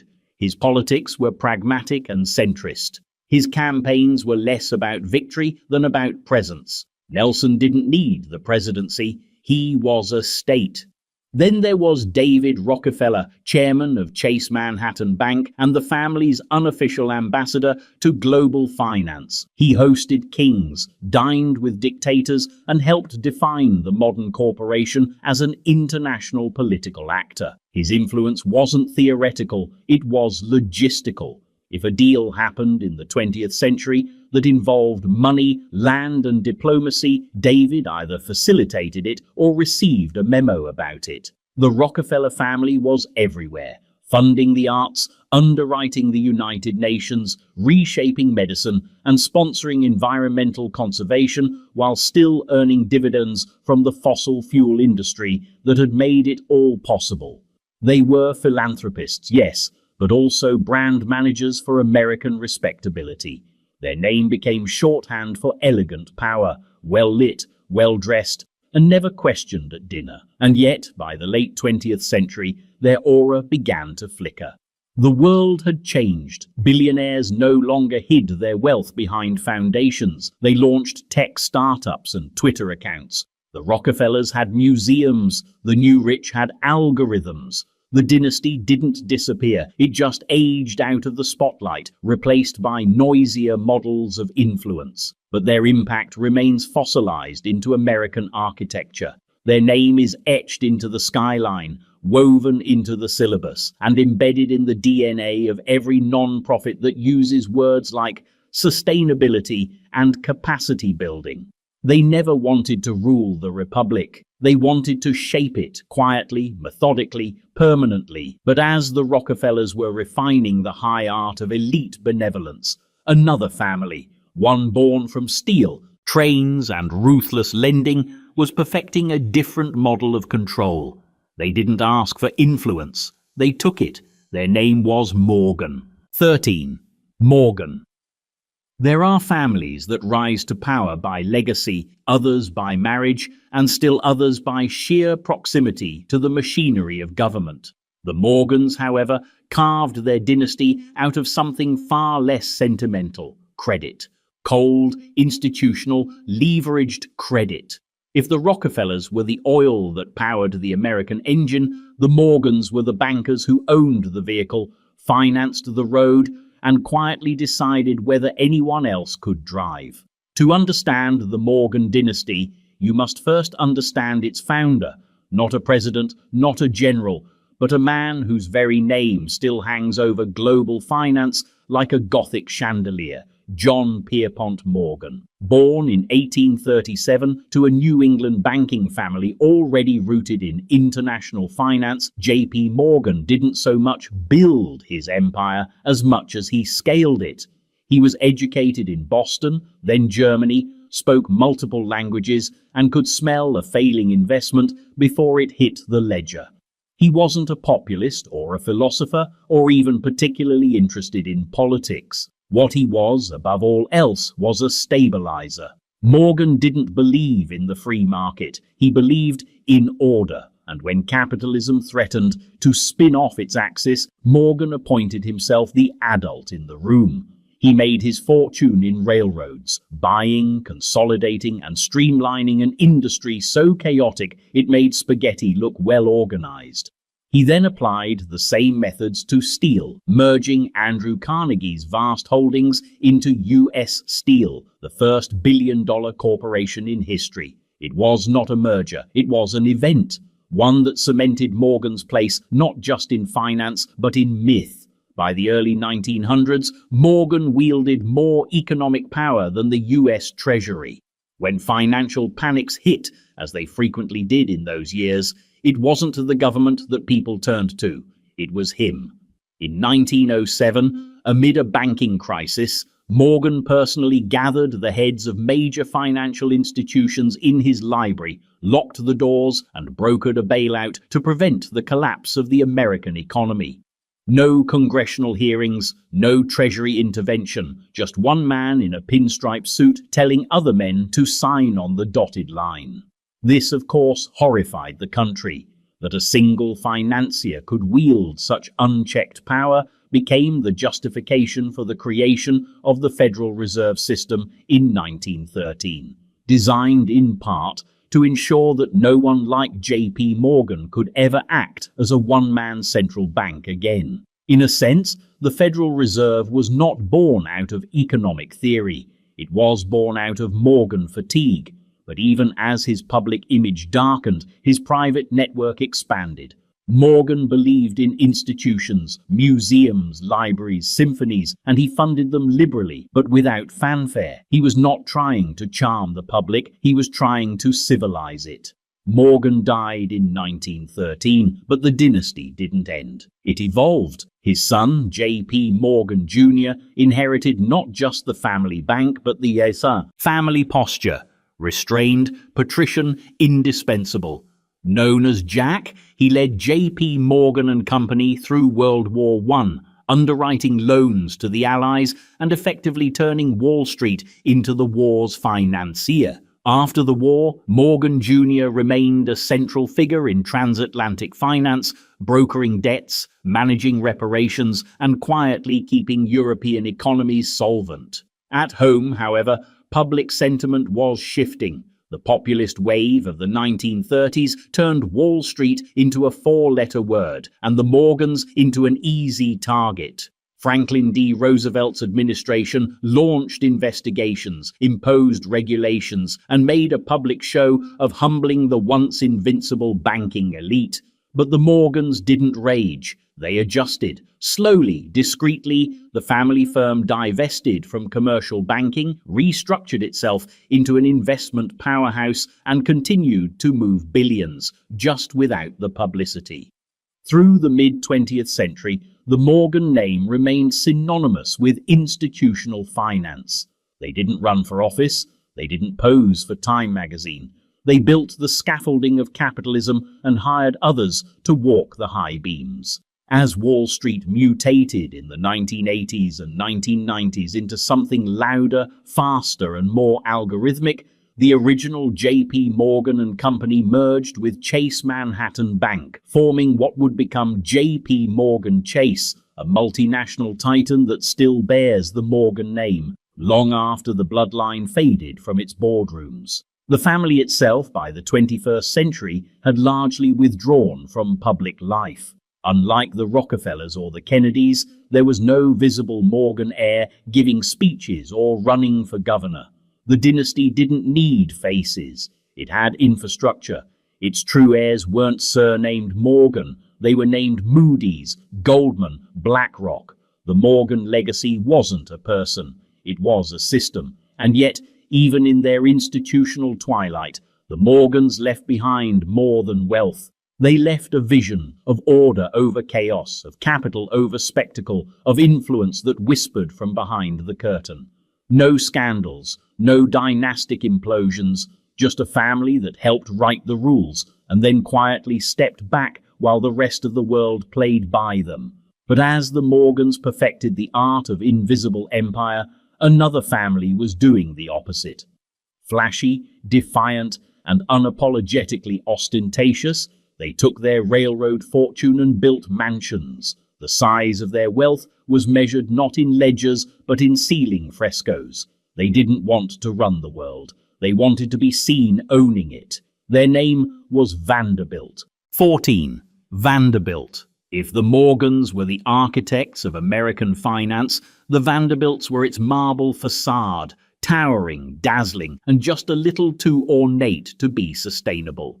Where the Rockefellers preferred quiet control and the DuPonts engineered their wealth behind closed doors, the Vanderbilts threw the front doors open and held a gala on the front lawn. They were not subtle. They were not discreet. They didn't just live the American dream. They flaunted it, built palaces around it, and dared you to say it was too much. At the heart of this empire was Cornelius Vanderbilt, a man who started life with neither marble nor manners. Born in 1794 on Staten Island to a modest Dutch farming family, he quit school at age 11 and started ferrying goods across New York Harbor with a single boat. By the time he was 16, he was running his own transport business. By 40, he had a fleet, and by 70, he had consolidated enough power to make himself a force of nature. He began with steamboats, disrupting passenger and freight routes along the eastern seaboard with a combination of brutal pricing and backdoor deals. He wasn't inventing anything, just outworking and outmaneuvering everyone who did. Eventually, when water routes no longer satisfied his appetite for scale, he turned his attention to the future: railroads. In the mid-19th century, the American railroad was a chaotic, clunky, unregulated mess. Dozens of lines, all competing, all inefficient. Vanderbilt saw opportunity in the mess. He bought, merged, and bullied his way into dominance. Lines like the New York Central became the backbone of a transportation empire that stretched from the Hudson River to the Great Lakes. He didn't just move people, he moved the country. By the time he died in 1877, Cornelius the Commodore Vanderbilt had amassed one of the greatest fortunes in human history. Estimates vary, but when adjusted for inflation, it easily surpassed $200 billion in modern terms. It was staggering, it was grotesque, and it was only the beginning. Unlike some self-made tycoons, Vanderbilt did not romanticize thrift or modesty. His will allocated the vast majority of his fortune to his son, William Henry Vanderbilt, who doubled it within a decade. William was less aggressive, but far more effective. He didn't have his father's blunt charisma, but he understood numbers, consolidation, and the value of keeping the system in the family. "The public be damned," he famously said, when asked if his railroad served the public interest, a quote that functioned as both a mission statement and a conversation ender. But then, as with so many dynasties, came the third generation. The grandchildren of Cornelius inherited not just wealth, but its gravitational distortions. They didn't build businesses, they built monuments. They erected mansions in Manhattan, Newport, and Asheville that made European aristocrats blush. The Breakers, the Biltmore Estate, the Marble House, structures that looked less like homes and more like architectural shrines to opulence. One Vanderbilt grandson, George Washington Vanderbilt II, built the Biltmore in North Carolina, America's largest private home, complete with a 250-room French Renaissance chateau, 8,000 acres of landscaped grounds, and a library that would make the Vatican seem poorly read. This was the Gilded Age in its purest form, wealth not as capital, but as theatre. Parties, yachts, custom ceilings, Italian gardens, symbols designed to stun and suppress. The Vanderbilts weren't just rich, they were rich enough to make it awkward, but behind the splendor was a quiet erosion. The family's immense fortune, spread across dozens of heirs, began to dilute. Some invested wisely, many did not. There were artists, dilettantes, minor sportsmen, and society fixtures. There was Gloria Vanderbilt, the 20th century fashion icon and heiress who turned her name into a brand, and then watched her family's remaining fortune wither in courtrooms and custody battles. Her son, Anderson Cooper, famously remarked that there was no trust fund waiting for him. By the 1970s, the Vanderbilt family, once the wealthiest in America, was selling off its mansions and memorabilia to pay estate taxes. It wasn't scandal, it was math. The Vanderbilt story, perhaps more than any other American dynasty, functions as a parable of scale without strategy, of spectacle without continuity, of wealth so vast it was treated like air, everywhere, taken for granted and slowly leaking. But even in their decline, the Vanderbilts left a mark. Their name is still carved into streets, universities, and train terminals. Vanderbilt University, Grand Central Terminal, and half a dozen luxury real estate developments bear the brand of a family that once defined excess. And they redefined what American royalty could look like. Not noble bloodlines or intellectual rigor, but cash, liquid, unapologetic, and on full display. Yet while the Vanderbilts were building pleasure palaces and dining under imported ceilings, another family was amassing a different kind of real estate. Not mansions, but Manhattan. Not furniture, but fur. They weren't barons of industry, they were cartographers of land ownership. They were the Astors. 15. Astor. If the Vanderbilts turned money into marble, the Astors turned it into land, block after block, uptown and down. While other families invested in ships, oil, or politics, the Astors invested in something less dramatic but far more durable: Manhattan. Not its skyline, its ground, dirt, real estate, the kind of quiet empire that didn't sparkle but could not be moved. It all began with John Jacob Astor, a man who looked at the young American Republic and didn't see a country. He saw a marketplace. Born in Germany in 1763, he immigrated to the United States after the Revolutionary War with a few musical instruments and no money. But unlike most self-made men, Astor wasn't fueled by dream or ideology. He was driven by inventory. He sold flutes, then furs, then the idea of control itself. By the early 1800s, Astor had carved out a near monopoly on the North American fur trade through his American Fur Company. He wasn't the only fur merchant, but he was the one with the best contracts, the lowest prices, and the least sentimentality. He played British, Canadian, and Native American suppliers against each other and built outposts as far west as Oregon, effectively making him one of the first businessmen to think of the United States as a continental economy. But it wasn't the fur trade that secured the Astor legacy. That business, like all resource empires, had a natural expiration date. What made Astor eternal was his second act: real estate, specifically New York real estate. With the profits from fur, he began buying land, mostly in northern Manhattan, which at the time was sparsely populated and relatively cheap. He had no intention of selling. He didn't flip properties, he held. As New York grew upward and outward, the value of his holdings exploded. By the time of his death in 1848, John Jacob Astor was the richest man in America, with an estate estimated at over $20 million, well over $700 million today, if you don't factor in the absurdity of trying to adjust for historical dominance. But unlike other dynasties, where wealth gets subdivided and diluted through endless branches, the Astors practiced a kind of hereditary minimalism. One heir, one line. Keep the fortune centralized. Control the narrative. His son, William Backhouse Astor, expanded the family's holdings with the same caution and precision. No yachts, no scandals, just leases, contracts, and deeds. By the mid-19th century, the Astors owned so much of Manhattan that their wealth seemed less like a fortune and more like a geological feature. By the late 1800s, however, a different kind of Astor began to emerge.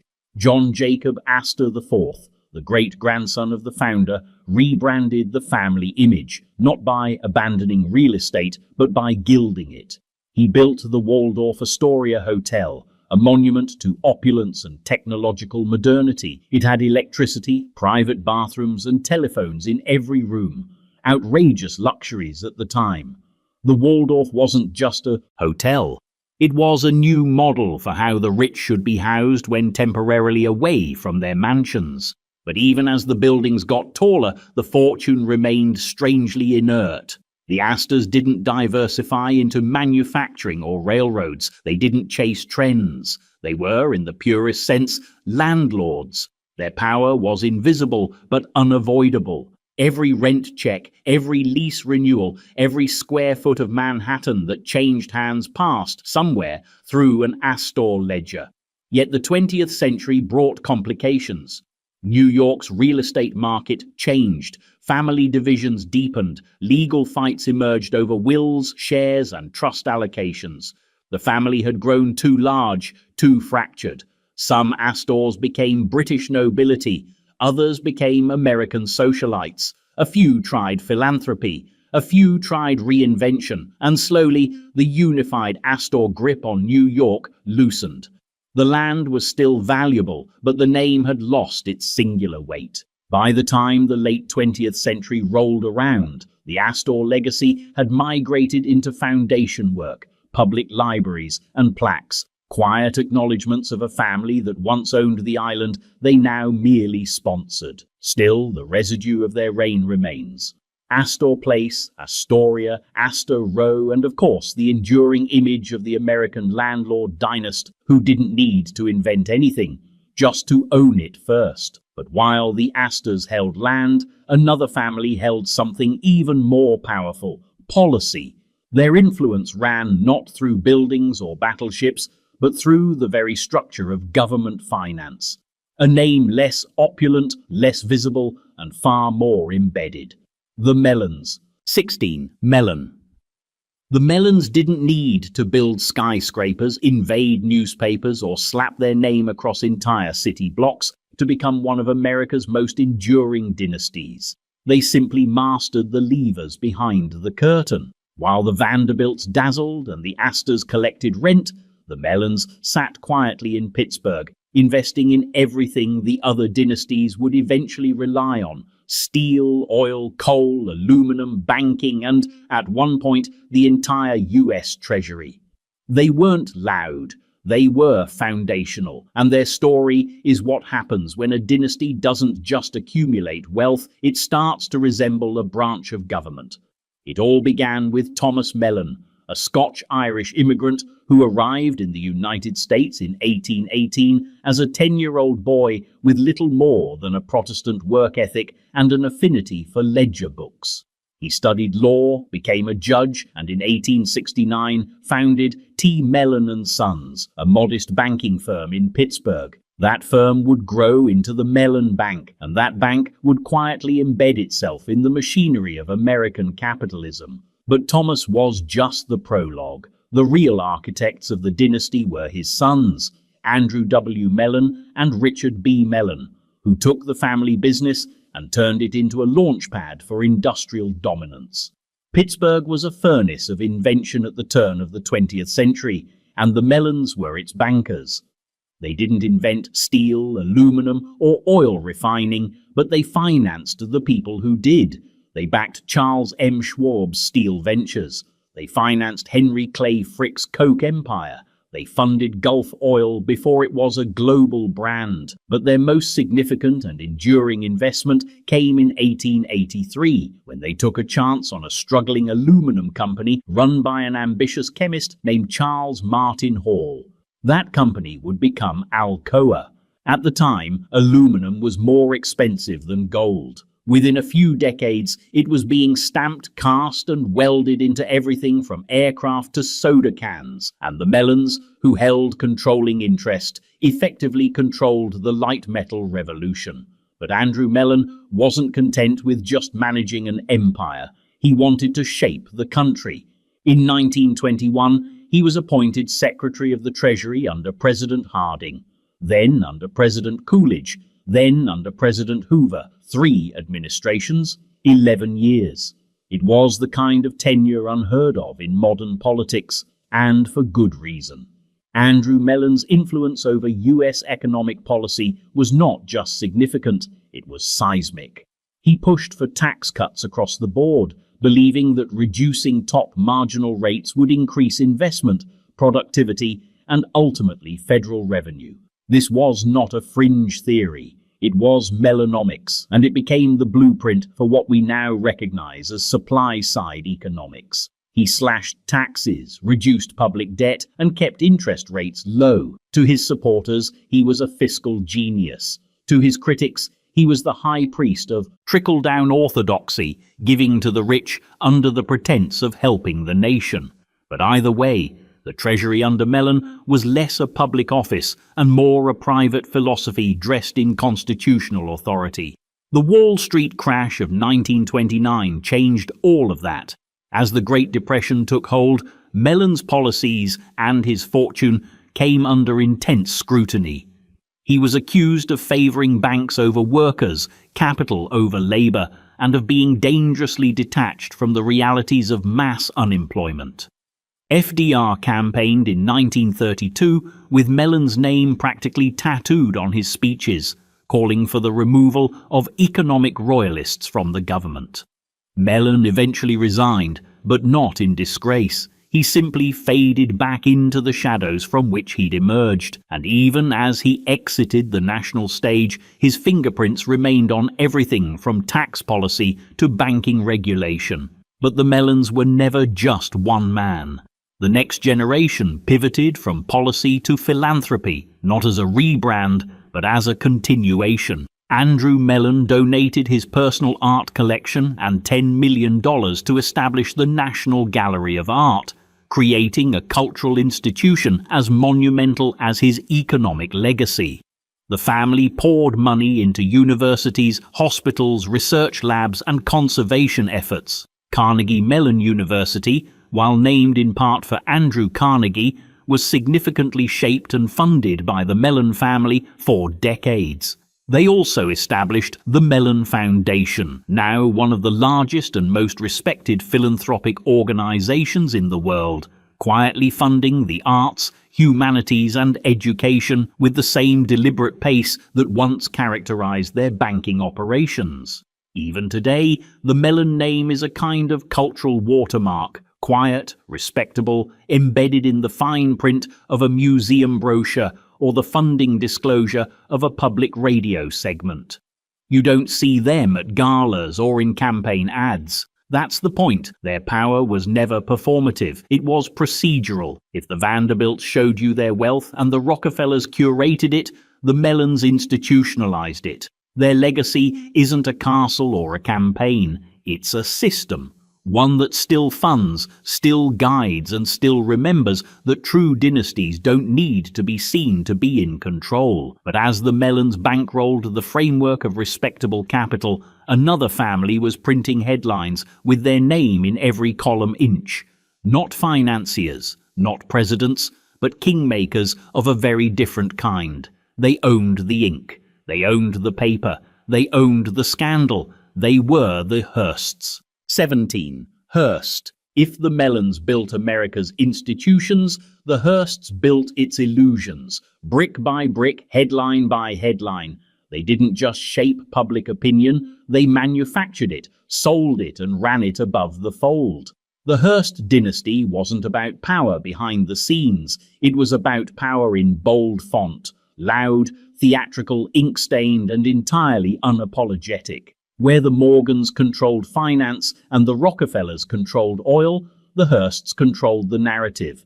And they knew that in a democracy, perception was more than half the game. At the center of this media empire stood William Randolph Hearst, a man whose biography reads like satire written by a printing press. Born in 1863 to George Hearst, a mining tycoon and U.S. senator from California, William inherited not just a vast fortune, but a deep understanding of two things. One, how to extract wealth from the earth, and two, how to extract loyalty from the masses. He chose the latter. After being expelled from Harvard for what university historians might call flamboyant insubordination, Hearst convinced his father to let him take over the struggling San Francisco Examiner. What he did with it would become the blueprint for 20th century media. Sensationalism, scandal, oversized headlines, human interest stories that practically shouted from the page. It wasn't about facts, it was about feelings. Readers didn't need to be informed, they needed to be activated. By the 1890s, Hearst had taken this model national, acquiring the New York Journal and diving headfirst into the most explosive rivalry in media history, Hearst versus Pulitzer. The two publishers fought a public battle for circulation supremacy, inventing what we now call yellow journalism, a sensational, emotionally charged form of storytelling that favored drama over detail and narrative over nuance. In modern terms, they were the original clickbait architects. But unlike today's algorithms, Hearst knew his audience personally. He understood the American public's appetite for heroism, fear, and outrage, and he gave it to them in serialized form, printed daily with morning coffee. The culmination of this editorial warfare came in 1898 during the run-up to the Spanish-American War. Hearst's papers printed stories of Spanish atrocities in Cuba, many of them exaggerated, some entirely fabricated. When artist Frederick Remington wrote from Havana to report that things were quiet and there was no war to cover, Hearst allegedly replied, "You furnish the pictures and I'll furnish the war." Historians still debate the authenticity of the quote, but the spirit was undeniable. Hearst didn't observe events, he engineered them. He wasn't just a publisher, he was a political force in a three-piece suit. He ran for office himself, first as a Democrat, then flirting with populist movements, always hovering just outside the mainstream. He was elected to Congress in 1902, but never quite cracked the national stage. His ambitions were real, but his reputation had already outgrown him. He wasn't trusted by elites, and he wasn't easy to package as a serious candidate. He was too theatrical, too loud, too Hearst. Instead, he built castles, literal ones. The most infamous was Hearst Castle in San Simeon, California, a sprawling, fantastical estate perched above the Pacific like a Roman hallucination. It had 165 rooms, 127 acres of gardens, indoor and outdoor pools, a private zoo, and enough imported European artifacts to start a mid-sized museum. He didn't build it quietly, he hosted in it. Celebrities, tycoons, political figures, starlets, it was part palace, part propaganda studio. By the 1930s, Hearst was one of the most powerful men in America, but the tide was beginning to turn. The Great Depression hit his newspapers hard. His personal debts ballooned. The public grew wary of media moguls wielding unchecked influence. Even Orson Welles took a swipe at him with the film Citizen Kane, a thinly veiled, artistically brutal portrait of Hearst's rise and fall. Hearst tried to block the film's release. He failed. The myth had overtaken the man, and yet the Hearst name survived. The Hearst Corporation, despite its founder's bombastic style, professionalized and diversified in the mid-20th century. It expanded into magazines, Cosmopolitan, Esquire, Good Housekeeping. It acquired television stations, syndication rights, digital media. By the 21st century, the Hearst empire had become less of a family brand and more of a media holding structure. Quietly profitable, relatively conservative, and no longer tied to a single man's ego. But the echoes of William Randolph Hearst still bounce through the corridors of American media. Every sensational headline, every tabloid frenzy, every political narrative engineered for maximum emotional impact. That's the Hearst model. Still running, still profitable, still powerful. His legacy wasn't just a newspaper empire, it was a country that now struggles to tell the difference between news and narrative, between what's happening and what's selling. And while the Hearsts were mastering perception, another American family was hard at work reshaping the country's physical reality, Steel beams, rubber tires, motor oil, highways, suburbs. They didn't buy the headlines. They built the machines that delivered them.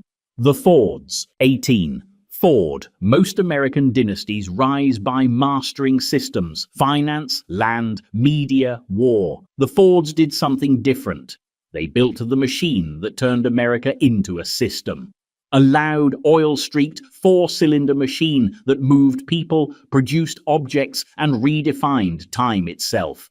If the Rockefellers lit the lamps and the Hearsts wrote the headlines, it was the Fords who put the country on wheels and made sure those wheels were affordable, replaceable, and mass-produced. It all began, as industrial myths often do, with a tinkerer in a shed. Henry Ford was born in 1863 on a Michigan farm. His childhood wasn't destitute, but it was rural, methodical, and full of machinery waiting to be disassembled. By the time he was a teenager, he was already repairing watches and designing homemade engines. He wasn't interested in tradition. He was interested in movement. His obsession with mechanics would become a philosophy, a worldview, and eventually a corporate empire. In 1903, after several false starts and business failures, Ford founded the Ford Motor Company.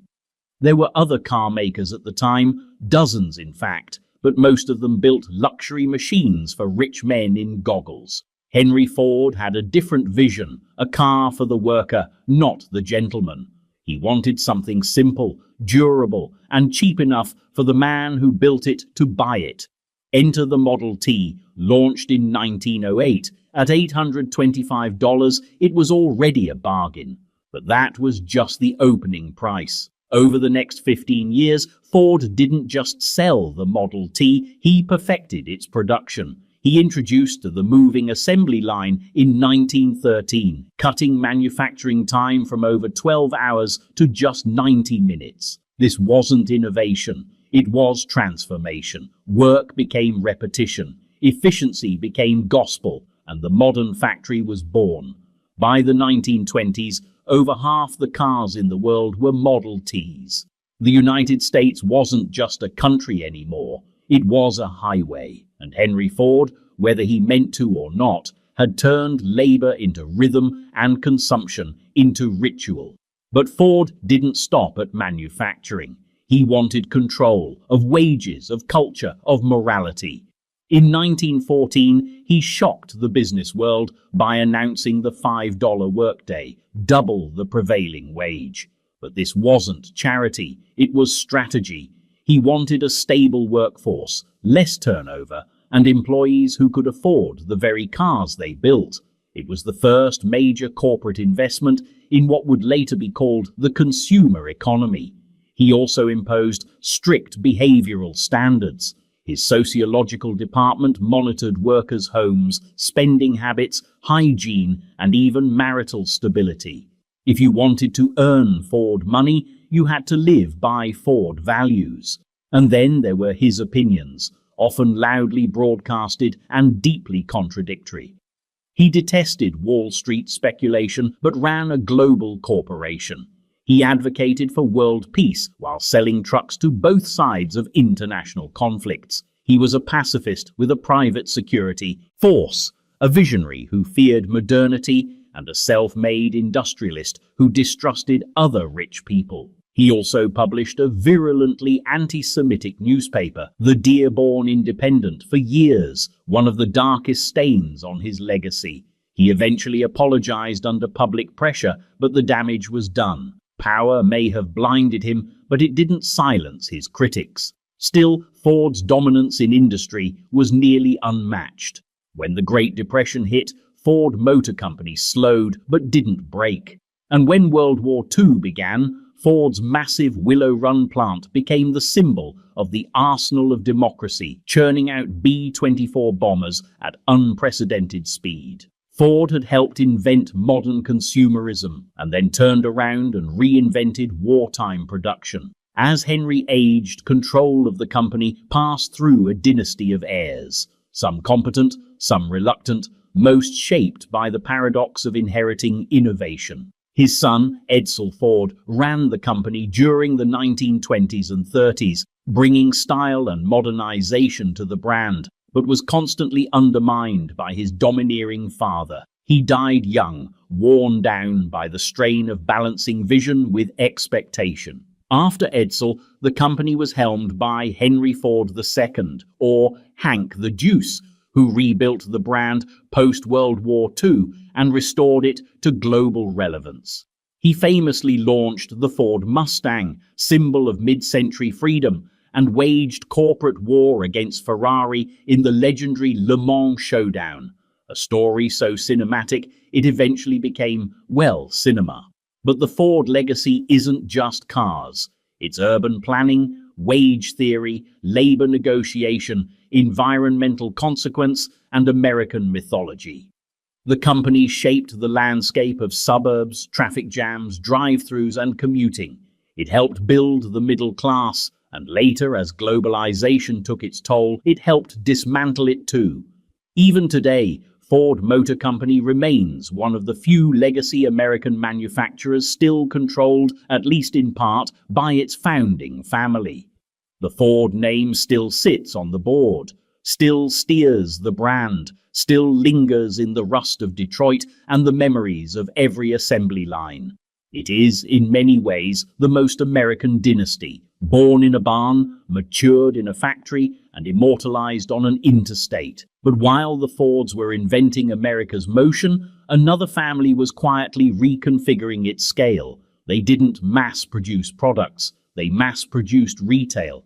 They didn't build highways, they monetized them. They were the Waltons. 19. Walton. If the Fords put America on wheels, the Waltons taught it how to shop while driving, and then shop again, and again, at scale. Their dynasty didn't emerge from Ivy League connections or inherited land. It came from fluorescent lights, discounted goods, and the quiet logic of selling toothpaste cheaper than the store next door. The Waltons didn't inherit royalty. They wrote the rulebook for rural capitalism and mailed it with free shipping to every zip code in the country. They were not born rich. They became rich by understanding something older than oil and faster than automobiles: convenience. It begins with Sam Walton, born in 1918 in Kingfisher, Oklahoma, the son of a mortgage banker who chased work through the lean years of the Great Depression. Sam grew up moving, hustling, and selling. Milk, newspapers, magazines, it didn't matter. His first love wasn't retail. It was volume. He learned early that in America, you didn't have to sell something expensive. You just had to sell it everywhere. After college and a brief stint in the Army during World War II, Sam bought a Ben Franklin variety store franchise in Newport, Arkansas. He ran it with relentless attention to pricing and stock turnover, and when his landlord refused to renew the lease, Sam simply moved towns and started over. The message was clear: no single point of failure. No one, not even a landlord, could stand between Sam Walton and a good deal. In 1962, he opened the first Walmart Discount City in Rogers, Arkansas. The idea was simple: name-brand goods at lower prices in no-frills buildings stocked in bulk. What made it revolutionary was location. Walton didn't target cities. He went after small towns, places the big retailers ignored. His logic was as clear as his fluorescent lighting. If you put low prices where people have no alternatives, they'll never leave. He was right. By the 1970s, Walmart had become a regional behemoth. By the 1980s, it was national. By the 1990s, global. And by the early 2000s, the Waltons were the richest family in the United States, and not by a little. At one point, the combined wealth of Sam's heirs exceeded that of the bottom 40% of Americans combined. But the Walton Empire was never just about money. It was about infrastructure. They re-engineered supply chains, built distribution centers so efficient they made the Pentagon look disorganized, used early data analytics to track inventory down to the barcode. While other companies were still faxing purchase orders, Walmart had already wired its stores to real-time stock tracking systems, and they did all of this while keeping wages low, benefits minimal, and expansion relentless. Critics called it predatory. Sam called it efficient. The formula was unforgiving but simple. Cut costs, lower prices, repeat. The Waltons built their empire not on innovation, but on discipline. They didn't need the next big thing. They needed the current thing, on sale, in bulk, on time. Sam Walton, for all his frugality and flannel, understood power better than most politicians. He knew that every town that lost a mom-and-pop store to a Walmart didn't just lose a business, it lost leverage. But he didn't gloat. He just drove his pickup truck to work, greeted customers, and made billions. When he died in 1992, his children inherited not just wealth, but strategy. The second generation, Rob, Jim, Alice, and John, didn't reinvent Walmart. They scaled it internationally, digitally, ruthlessly. They expanded into grocery, banking, online retail, and private label manufacturing. If there was a way to shave a nickel off a price tag, they found it. Today, Walmart Incorporated is one of the largest corporations in the world, employing over 2 million people globally. Its influence on global trade, labor practices, and pricing pressure is immeasurable. It doesn't just set trends, it defines market norms. If Walmart changes its supplier terms, entire industries shift. And through it all, the Waltons have remained mostly private, mostly silent, and endlessly strategic. They operate through family trusts, private foundations, and complex corporate holdings. Their philanthropy, most notably the Walton Family Foundation, has grown in recent decades, funding education reform, charter schools, environmental projects, and community development. Yet even their giving follows the pattern of their empire, targeted, data-driven, and often controversial. Their push into education reform has drawn both praise and suspicion. Are they modern philanthropists, or are they using charity to privatize public institutions? The answer, in true Walton fashion, depends on which spreadsheet you're reading. The Waltons don't throw galas, they throw algorithms. And in a world increasingly dominated by tech billionaires and digital disruptors, the Waltons stand apart, not because they're louder, but because they were first. Before Amazon, before Uber, before Silicon Valley turned retail into code, the Waltons turned it into scale. Not glamorous, not futuristic, just inescapable. They didn't create American consumerism. They built the warehouse where it lives. But while the Waltons were systematizing retail at the ground level, another family was building a different kind of empire, one based not on convenience, but on ideology. Less aisle 5, more constitutional amendment. Less supply chain, more infrastructure of belief. They didn't want to sell to the public. They wanted to reshape it. They were the Kochs. 20. Koch. If the Waltons dominated America's consumer habits, the Kochs dominated its political subconscious. Where the Hearsts influenced headlines and the Mellons shaped tax code, the Koch family built an empire of ideology.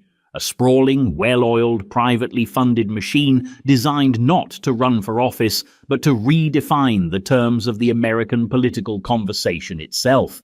This wasn't about party loyalty, it was about doctrine. A soft-spoken, heavily footnoted revolution in policy, economics, and civic structure, all orchestrated by a family that preferred foundations to microphones and influence to fame. If the Rockefellers were the architects of elite respectability, the Kochs were the engineers of systemic transformation. Quiet, relentless, and fully funded. It began, fittingly, with Fred C. Koch, a chemical engineer with a knack for combustion and a worldview forged in the crucible of early 20th century industry. In 1940, he founded Wood River Oil and Refining Company, which would later become Koch Industries, a privately held conglomerate that would grow into one of the largest and most profitable companies in the United States. Fred's early career was more international than most American dynasts. He designed oil refineries in the Soviet Union, then returned to the US staunchly anti-communist, disturbed by what he'd seen. That experience defined his outlook and seeded a family ideology built on suspicion of centralized power, an almost religious faith in free markets, and a conviction that American liberty was always one bureaucratic overstep away from extinction.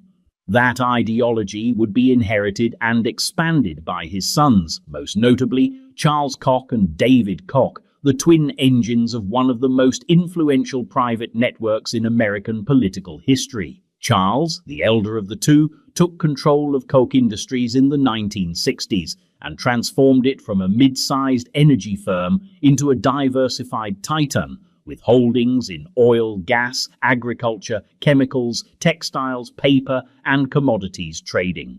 By most accounts, Charles was and remains an operational genius. He favored vertical integration, long-term planning, and ruthless internal efficiency. Under his leadership, Koch Industries grew not just in size, but in secrecy.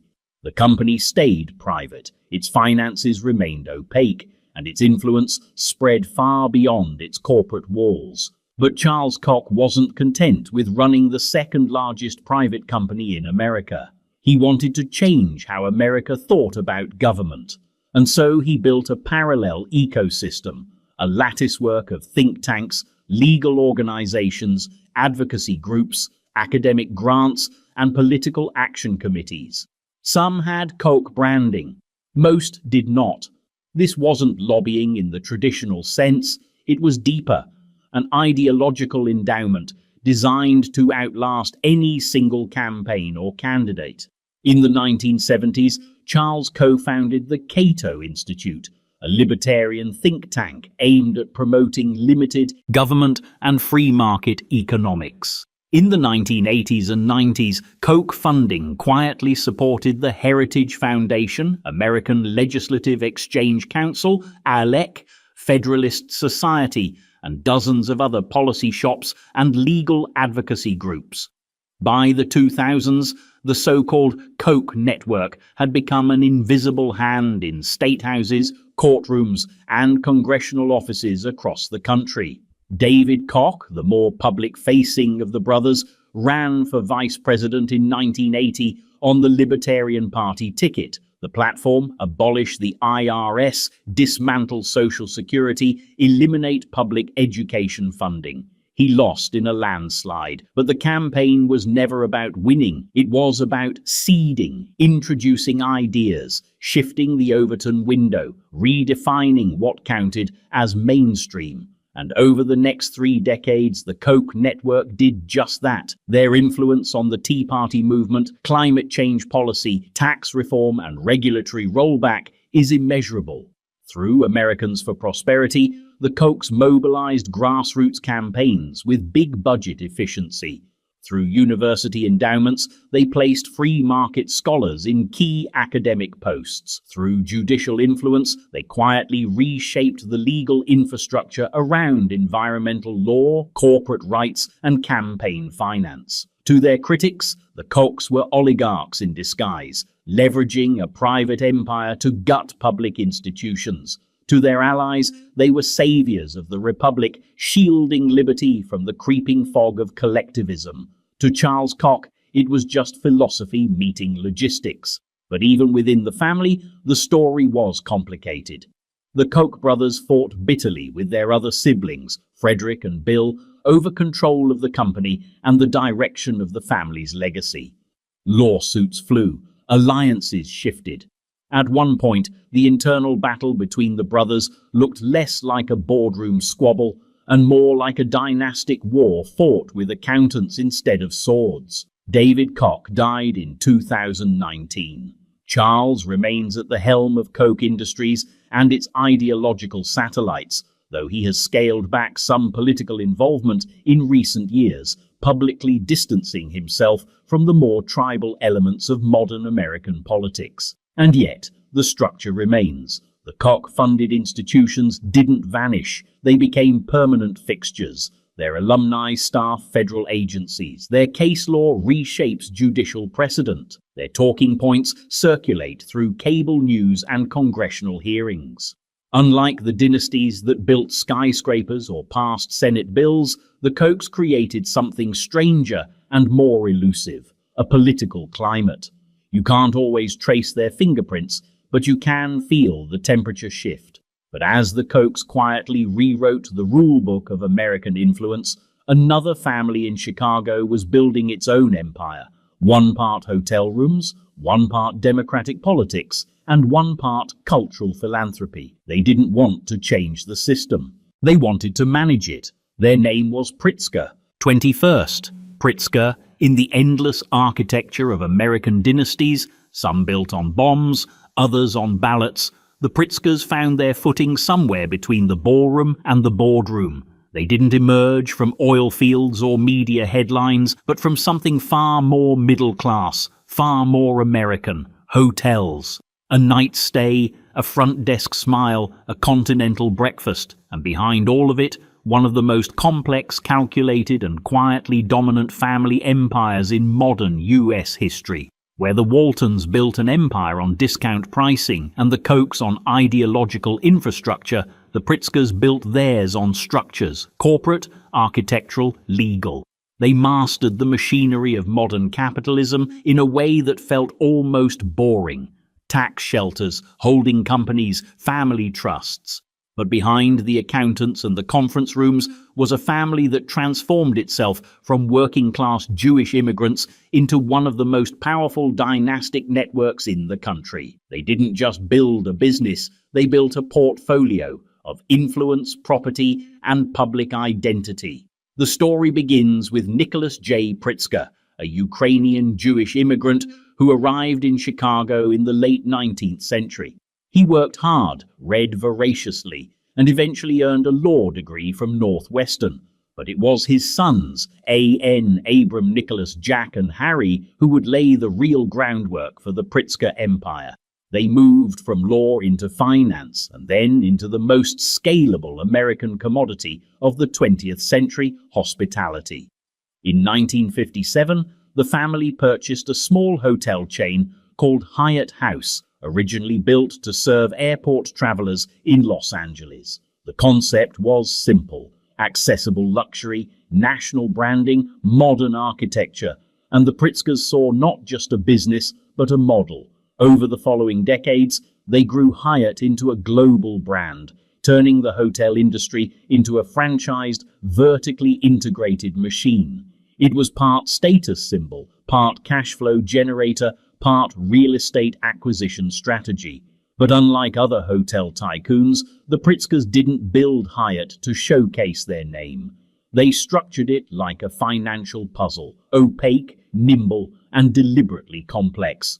Much of the family's true genius came not from their brands, but from their legal infrastructure.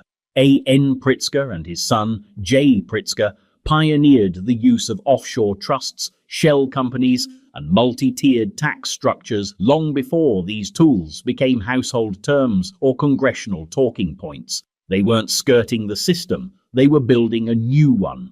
At its height, the Pritzker portfolio included Hyatt Hotels, Royal Caribbean Cruise Lines, Ticketmaster, TransUnion, and the Marmon Group, a conglomerate of over 60 industrial companies.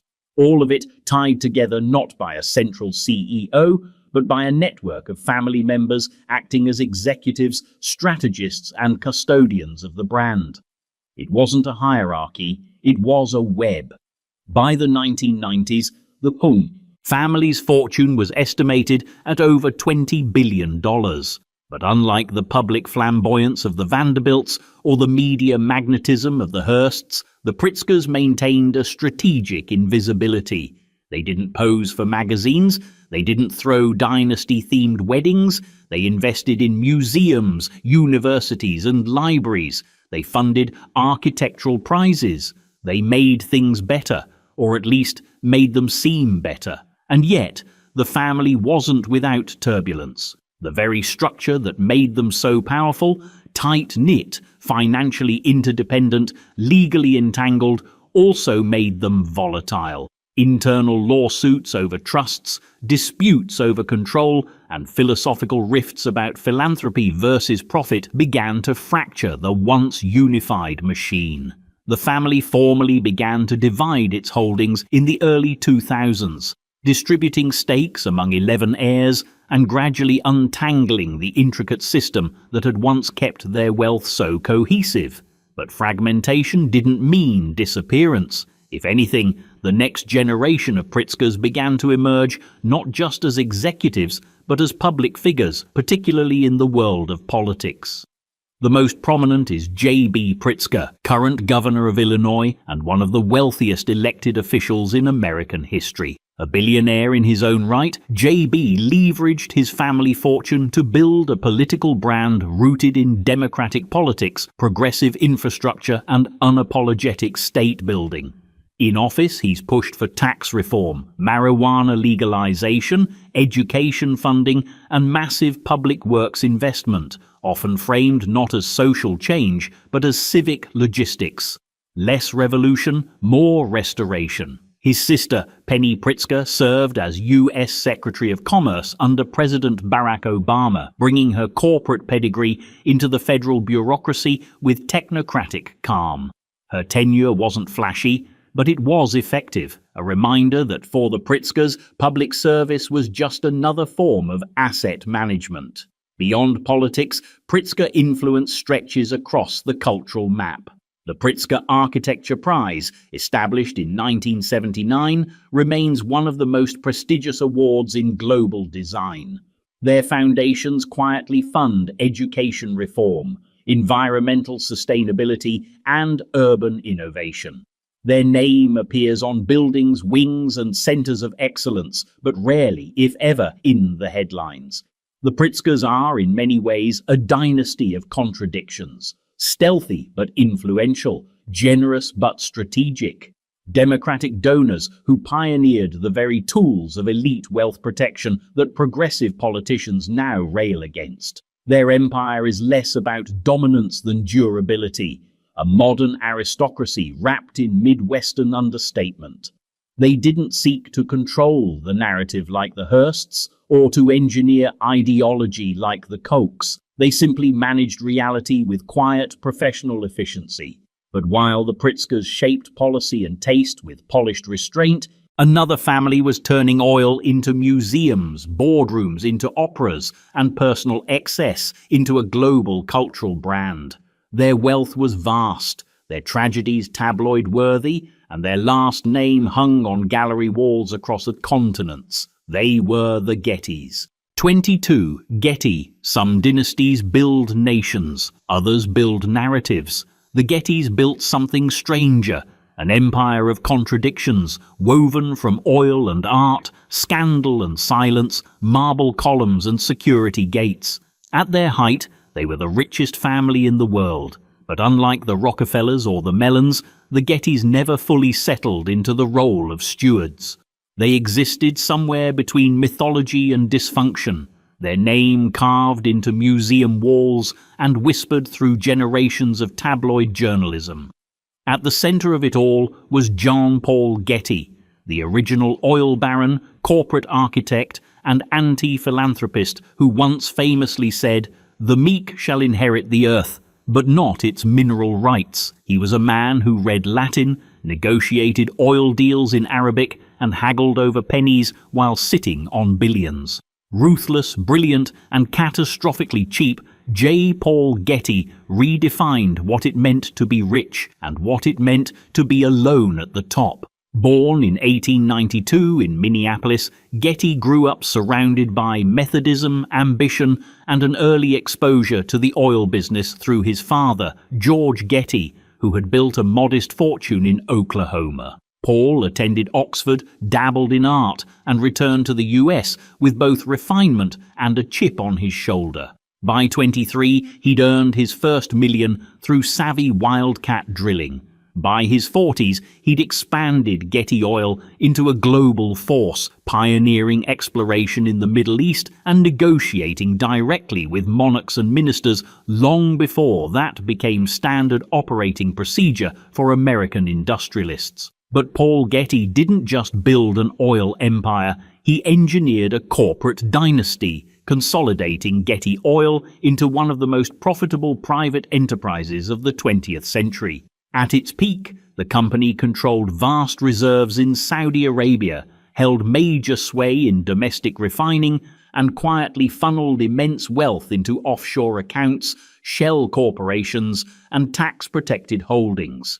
By the 1960s, J. Paul Getty was the richest man alive. He had all the trappings: an English estate, priceless art, private jets. And yet, his image was far from glamorous. He famously installed a payphone in his mansion for guests. He scrutinized personal expenses like a cost analyst, once deducting laundry costs from his son's salary. He published books on capitalism and corporate philosophy, praising austerity while living in an actual castle. He was both Gatsby and Scrooge, an industrialist who despised waste and a collector who saw value in everything except intimacy. The cracks in the Getty facade began with the family. J. Paul Getty married and divorced 5 times. His children grew up in the shadow of a father who saw emotional support as a line item. Paul Getty Jr., one of his sons, struggled to live up to expectations. A bohemian turned businessman, he oscillated between trying to impress his father and trying to escape him. By the 1970s, the family fortune had turned into a gilded burden, weighing down generations who had inherited wealth without ever really inheriting direction. The most infamous chapter came in 1973, when Paul Getty III, J. Paul's teenage grandson, was kidnapped in Rome. The abductors demanded $17 million. Getty Sr., true to form, refused to pay. He assumed it was a ploy, another spoiled family member trying to extract funds. When the kidnappers cut off the boy's ear and mailed it to a newspaper, Getty reluctantly agreed to pay a fraction of the ransom, after negotiating the sum down and treating it as a loan to be repaid with interest. The story shocked the world, not just because of the brutality, but because of the cold arithmetic. The richest man on earth had been confronted with a crisis only money could solve and responded with a calculator. But Getty's legacy didn't end with stinginess or scandal. It ended, paradoxically, in beauty. In 1953, he created the J. Paul Getty Trust, a charitable foundation that would become the richest art institution in the world. After his death in 1976, much of his fortune was funneled into the Getty Center and the Getty Villa, 2 cultural monoliths perched above Los Angeles like temples to taste. The Getty Center, in particular, with its Richard Meyer-designed campus and panoramic views of the Pacific, became a modern acropolis of scholarship, conservation, and curated prestige. Today, the Getty name is synonymous not just with wealth, but with patrimony. Their foundation supports art conservation across the globe, funds archaeological work, and provides grants to protect cultural heritage. They became what J. Paul never quite managed to be himself: generous. But behind the marble and the philanthropy, the family legacy remains clouded. Descendants of J. Paul Getty continue to wrestle publicly and privately with addiction, estrangement, lawsuits, and the existential dilemma of inherited fortune. The Gettys never became a political dynasty. They didn't run for office or write policy memos. Their empire was one of aesthetics and oil, opulence and absence. They gave the world art collections, conservation labs, and one of the most expensive real estate footprints in philanthropy. But they also gave it a cautionary tale of what happens when money arrives without instruction and legacy without love. Still, the Getty dynasty endures, part museum, part myth, part moral ambiguity. But as the Gettys assembled their cultural empire from oil and antiquities, another family, less famous, less visible, was quietly building something even more American, a kingdom of candy. Cloaked in sugar, wrapped in secrecy, and protected by a corporate philosophy so tight-lipped it made Swiss banks look chatty. Their name was Mars. 23. Mars. In the sprawling catalogue of American dynasties, oil barons, industrialists, media tycoons, political power brokers, there's one family that has built its empire on something far more universal, far more primal, and far more addictive than all of them combined. Sugar. Sweet, profitable, and discreetly omnipresent. While the Rockefellers ran refineries and the Waltons ran supply chains, the Mars family ran childhoods, and Halloween, and vending machines, and pet food bowls, and by quiet extension, a multi-billion-dollar global empire built on chocolate bars and corporate silence. The Mars name isn't carved into universities or paraded on book jackets. It doesn't hang from skyscrapers or adorn the wings of major art museums. That's not their style. The Mars family didn't build its brand on publicity. They built it on privacy. Absolute, airtight, multi-generational privacy. While other dynasties flirted with legacy and public life, the Mars family committed to one thing, controlling everything they owned and saying nothing about it. It all began with Frank C. Mars, born in 1883 in Minnesota. As a boy afflicted with polio, Frank spent much of his childhood indoors, learning to hand-dip chocolates with his mother. By 1911, he was making candy in his kitchen and selling it door to door. After a series of failed businesses and relocations, Frank found his breakthrough in 1923 with the Milky Way bar, a fluffy, affordable confection designed to mimic a milkshake in solid form. It sold like a dream. But the family's true industrial genius came with his son, Forrest Mars Sr., a man whose personality was described by associates as demanding and by subordinates as glacial. Brilliant, competitive, and control-obsessed, Forrest would spend decades transforming a modest confectionery business into a globe-spanning empire.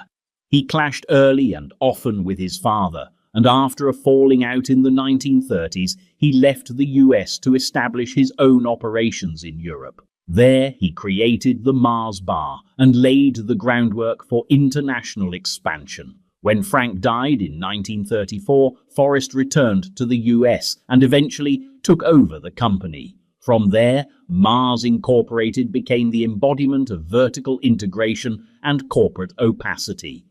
Forrest didn't just run the company, he engineered it. He built factories, designed equipment, oversaw recipe development, and insisted on secrecy at every level. While Hershey became a household name through branding and advertising, Mars took the opposite route. No public stock, no earnings reports, no press access. Even today, Mars Inc. is one of the largest privately held companies in the world, with annual revenues exceeding $40 billion and almost no public-facing executives. The list of Mars products reads like a checklist of 20th century childhood. Snickers, M&Ms, Twix, Skittles, Starburst, Milky Way, Three Musketeers. They didn't just sell candy, they owned the category. Forrest Mars's mantra was simple: quality, efficiency, and total control.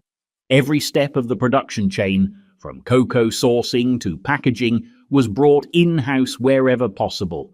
He even insisted that M&Ms be sold in separate facilities from other Mars products to prevent cross-contamination and protect trade secrets.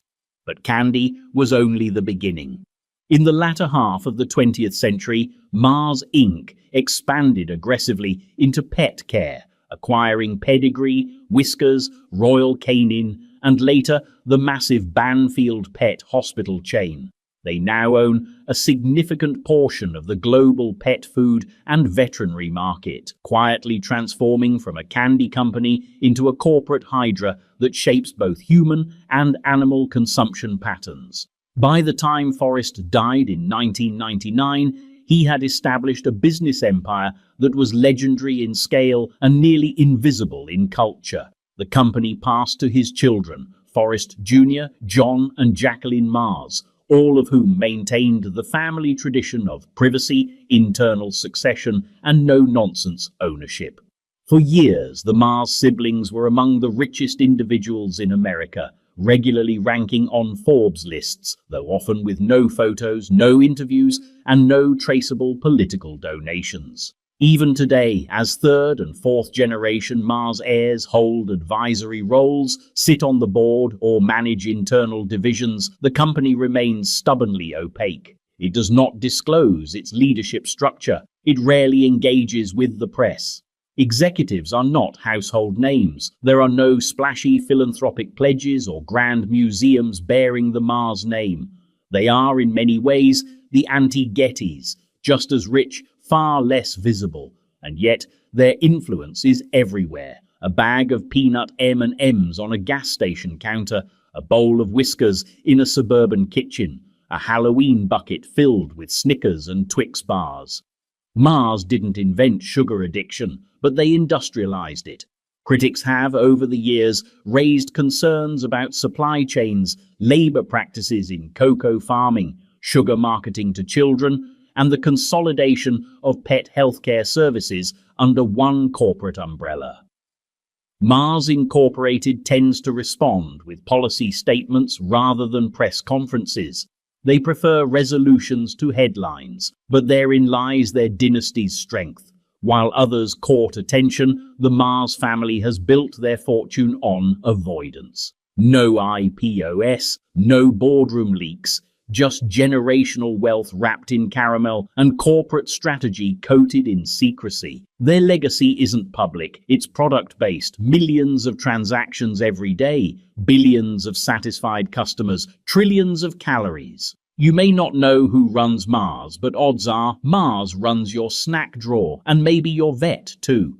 And while the Mars family built their quiet empire out of candy and kibble, another family, far less sweet, far more strategic, was cultivating an empire of food so vast, so unseen, and so essential that you probably ate something from them this week without knowing it.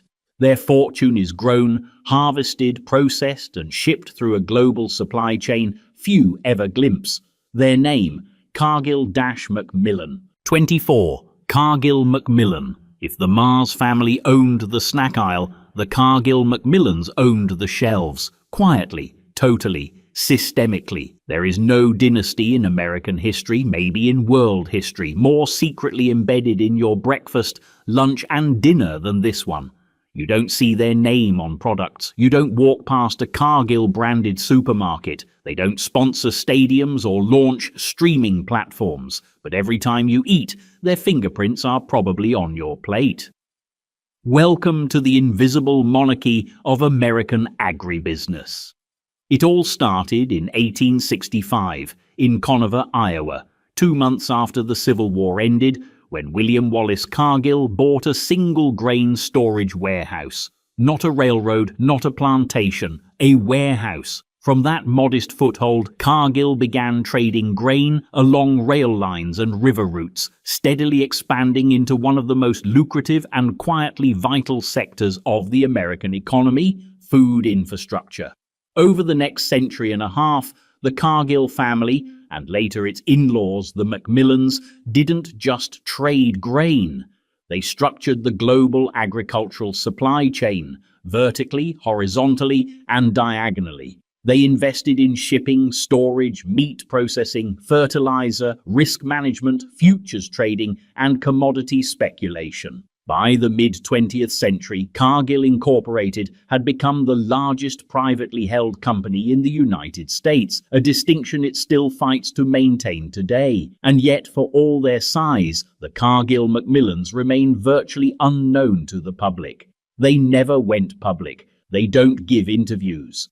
Most Americans don't even realize the chicken nuggets they ate for lunch or the corn syrup in their soda passed through a Cargill pipeline, processed, refined, brokered, or insured by an empire that has no logo in your fridge but owns half of what's in it. Why the secrecy? Partly by design, partly by doctrine. The company's culture has always leaned toward opacity. The Cargills and Macmillans maintain strict privacy, using a complex web of trusts and internal governance to keep control tight and generational. Unlike the fractious lawsuits of the Pritzkers or the media meltdowns of the Gettys, The Cargill dynasty learned early that the best way to protect a fortune is to say nothing about it at all. They understood that in agriculture, visibility breeds regulation. Influence grows best in the dark. Over 100 family members are shareholders, but only a handful work inside the company at any given time. Leadership has long rotated between trusted family insiders and fiercely loyal executives. The Cargills understood that too much family involvement could poison the well, so they hired professionals, but kept the ownership firmly in-house. And what an ownership it is! Cargill processes roughly 1/4 of all US grain exports. It's one of the top global traders of soybeans, corn, wheat, cocoa, palm oil, and animal feed. It supplies meat to fast food chains, corn syrup to beverage companies, and ingredients to thousands of food brands. It owns shipping fleets, barges, and rail cars. It even operates weather satellites, not for curiosity, but to anticipate crop yields, harvest schedules, and futures prices. It's not an agribusiness company, it's the infrastructure of global calories. And yet, the Cargill Macmillans are barely discussed in mainstream media. They make the Mars family look like socialites. There are no reality shows, no exposés, no philanthropic press conferences. They fund museums and universities, sure. They give to food banks and hospitals, but always quietly, always structurally, not as nobles, but as network architects. But cracks have appeared. Cargill has faced criticism over the years for environmental degradation, particularly in its role in deforestation, industrial farming, and carbon emissions. Labor disputes, food safety recalls, allegations of monopolistic practices, human rights investigations, the usual symptoms of a company that's simply too big to see all at once. Still, the family holds the line. They've weathered decades of scrutiny without ever stepping fully into the public square. In many ways, they are the last of the true 19th century industrial dynasties, an empire of ships and silos ruled from boardrooms without windows. But while the Cargills built a kingdom on food logistics, another American dynasty took a very different path, shaping perception through the lens of taste. Not oil, not candy, not politics, culture, delivered through glossy pages, editorial influence, high society friendships, and a strategic reinvention of the American elite. The Annenbergs. 25. Annenberg. The Annenbergs may be the most refined dynasty to emerge from a tabloid empire. A family whose roots lie in racing forms and gossip columns, but who somehow ended up reshaping journalism, diplomacy, and high culture. If the Cargills were America's agricultural spine, the Annenbergs were its cultural nervous system, delivering messages, shaping norms, and funding the institutions that told Americans who they were supposed to be. Their story starts with Moses Annenberg, a Prussian Jewish immigrant who landed in the US in the late 19th century and climbed the publishing ranks from newspaper boy to mogul. He wasn't refined, he was aggressive. In the 1920s, he acquired the Daily Racing Form and the Philadelphia Inquirer, turning both into wildly profitable papers, one for gamblers, the other for families. Moses didn't shy away from controversy. He tangled with FDR-backed conservative candidates and was eventually convicted of tax evasion in 1939. He served time in prison, paid a then-record fine, and left his empire to his son, Walter Annenberg, who would spend the next half-century rebranding the family legacy from hard-edged profiteering to benevolent public-minded patronage. Walter wasn't just a media mogul, he was a refiner.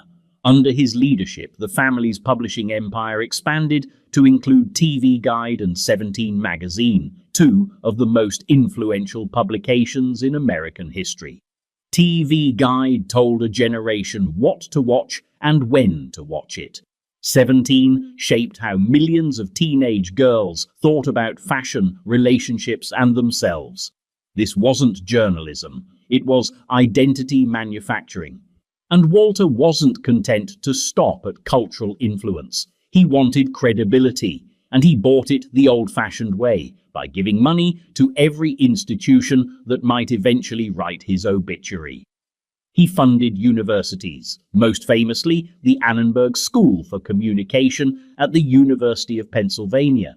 He gave hundreds of millions to museums, libraries, public media, and education reform efforts. He served as ambassador to the United Kingdom under Richard Nixon, a role that allowed him to hobnob with royalty, and finally, at long last, give the Annenberg name the patrician polish it had lacked.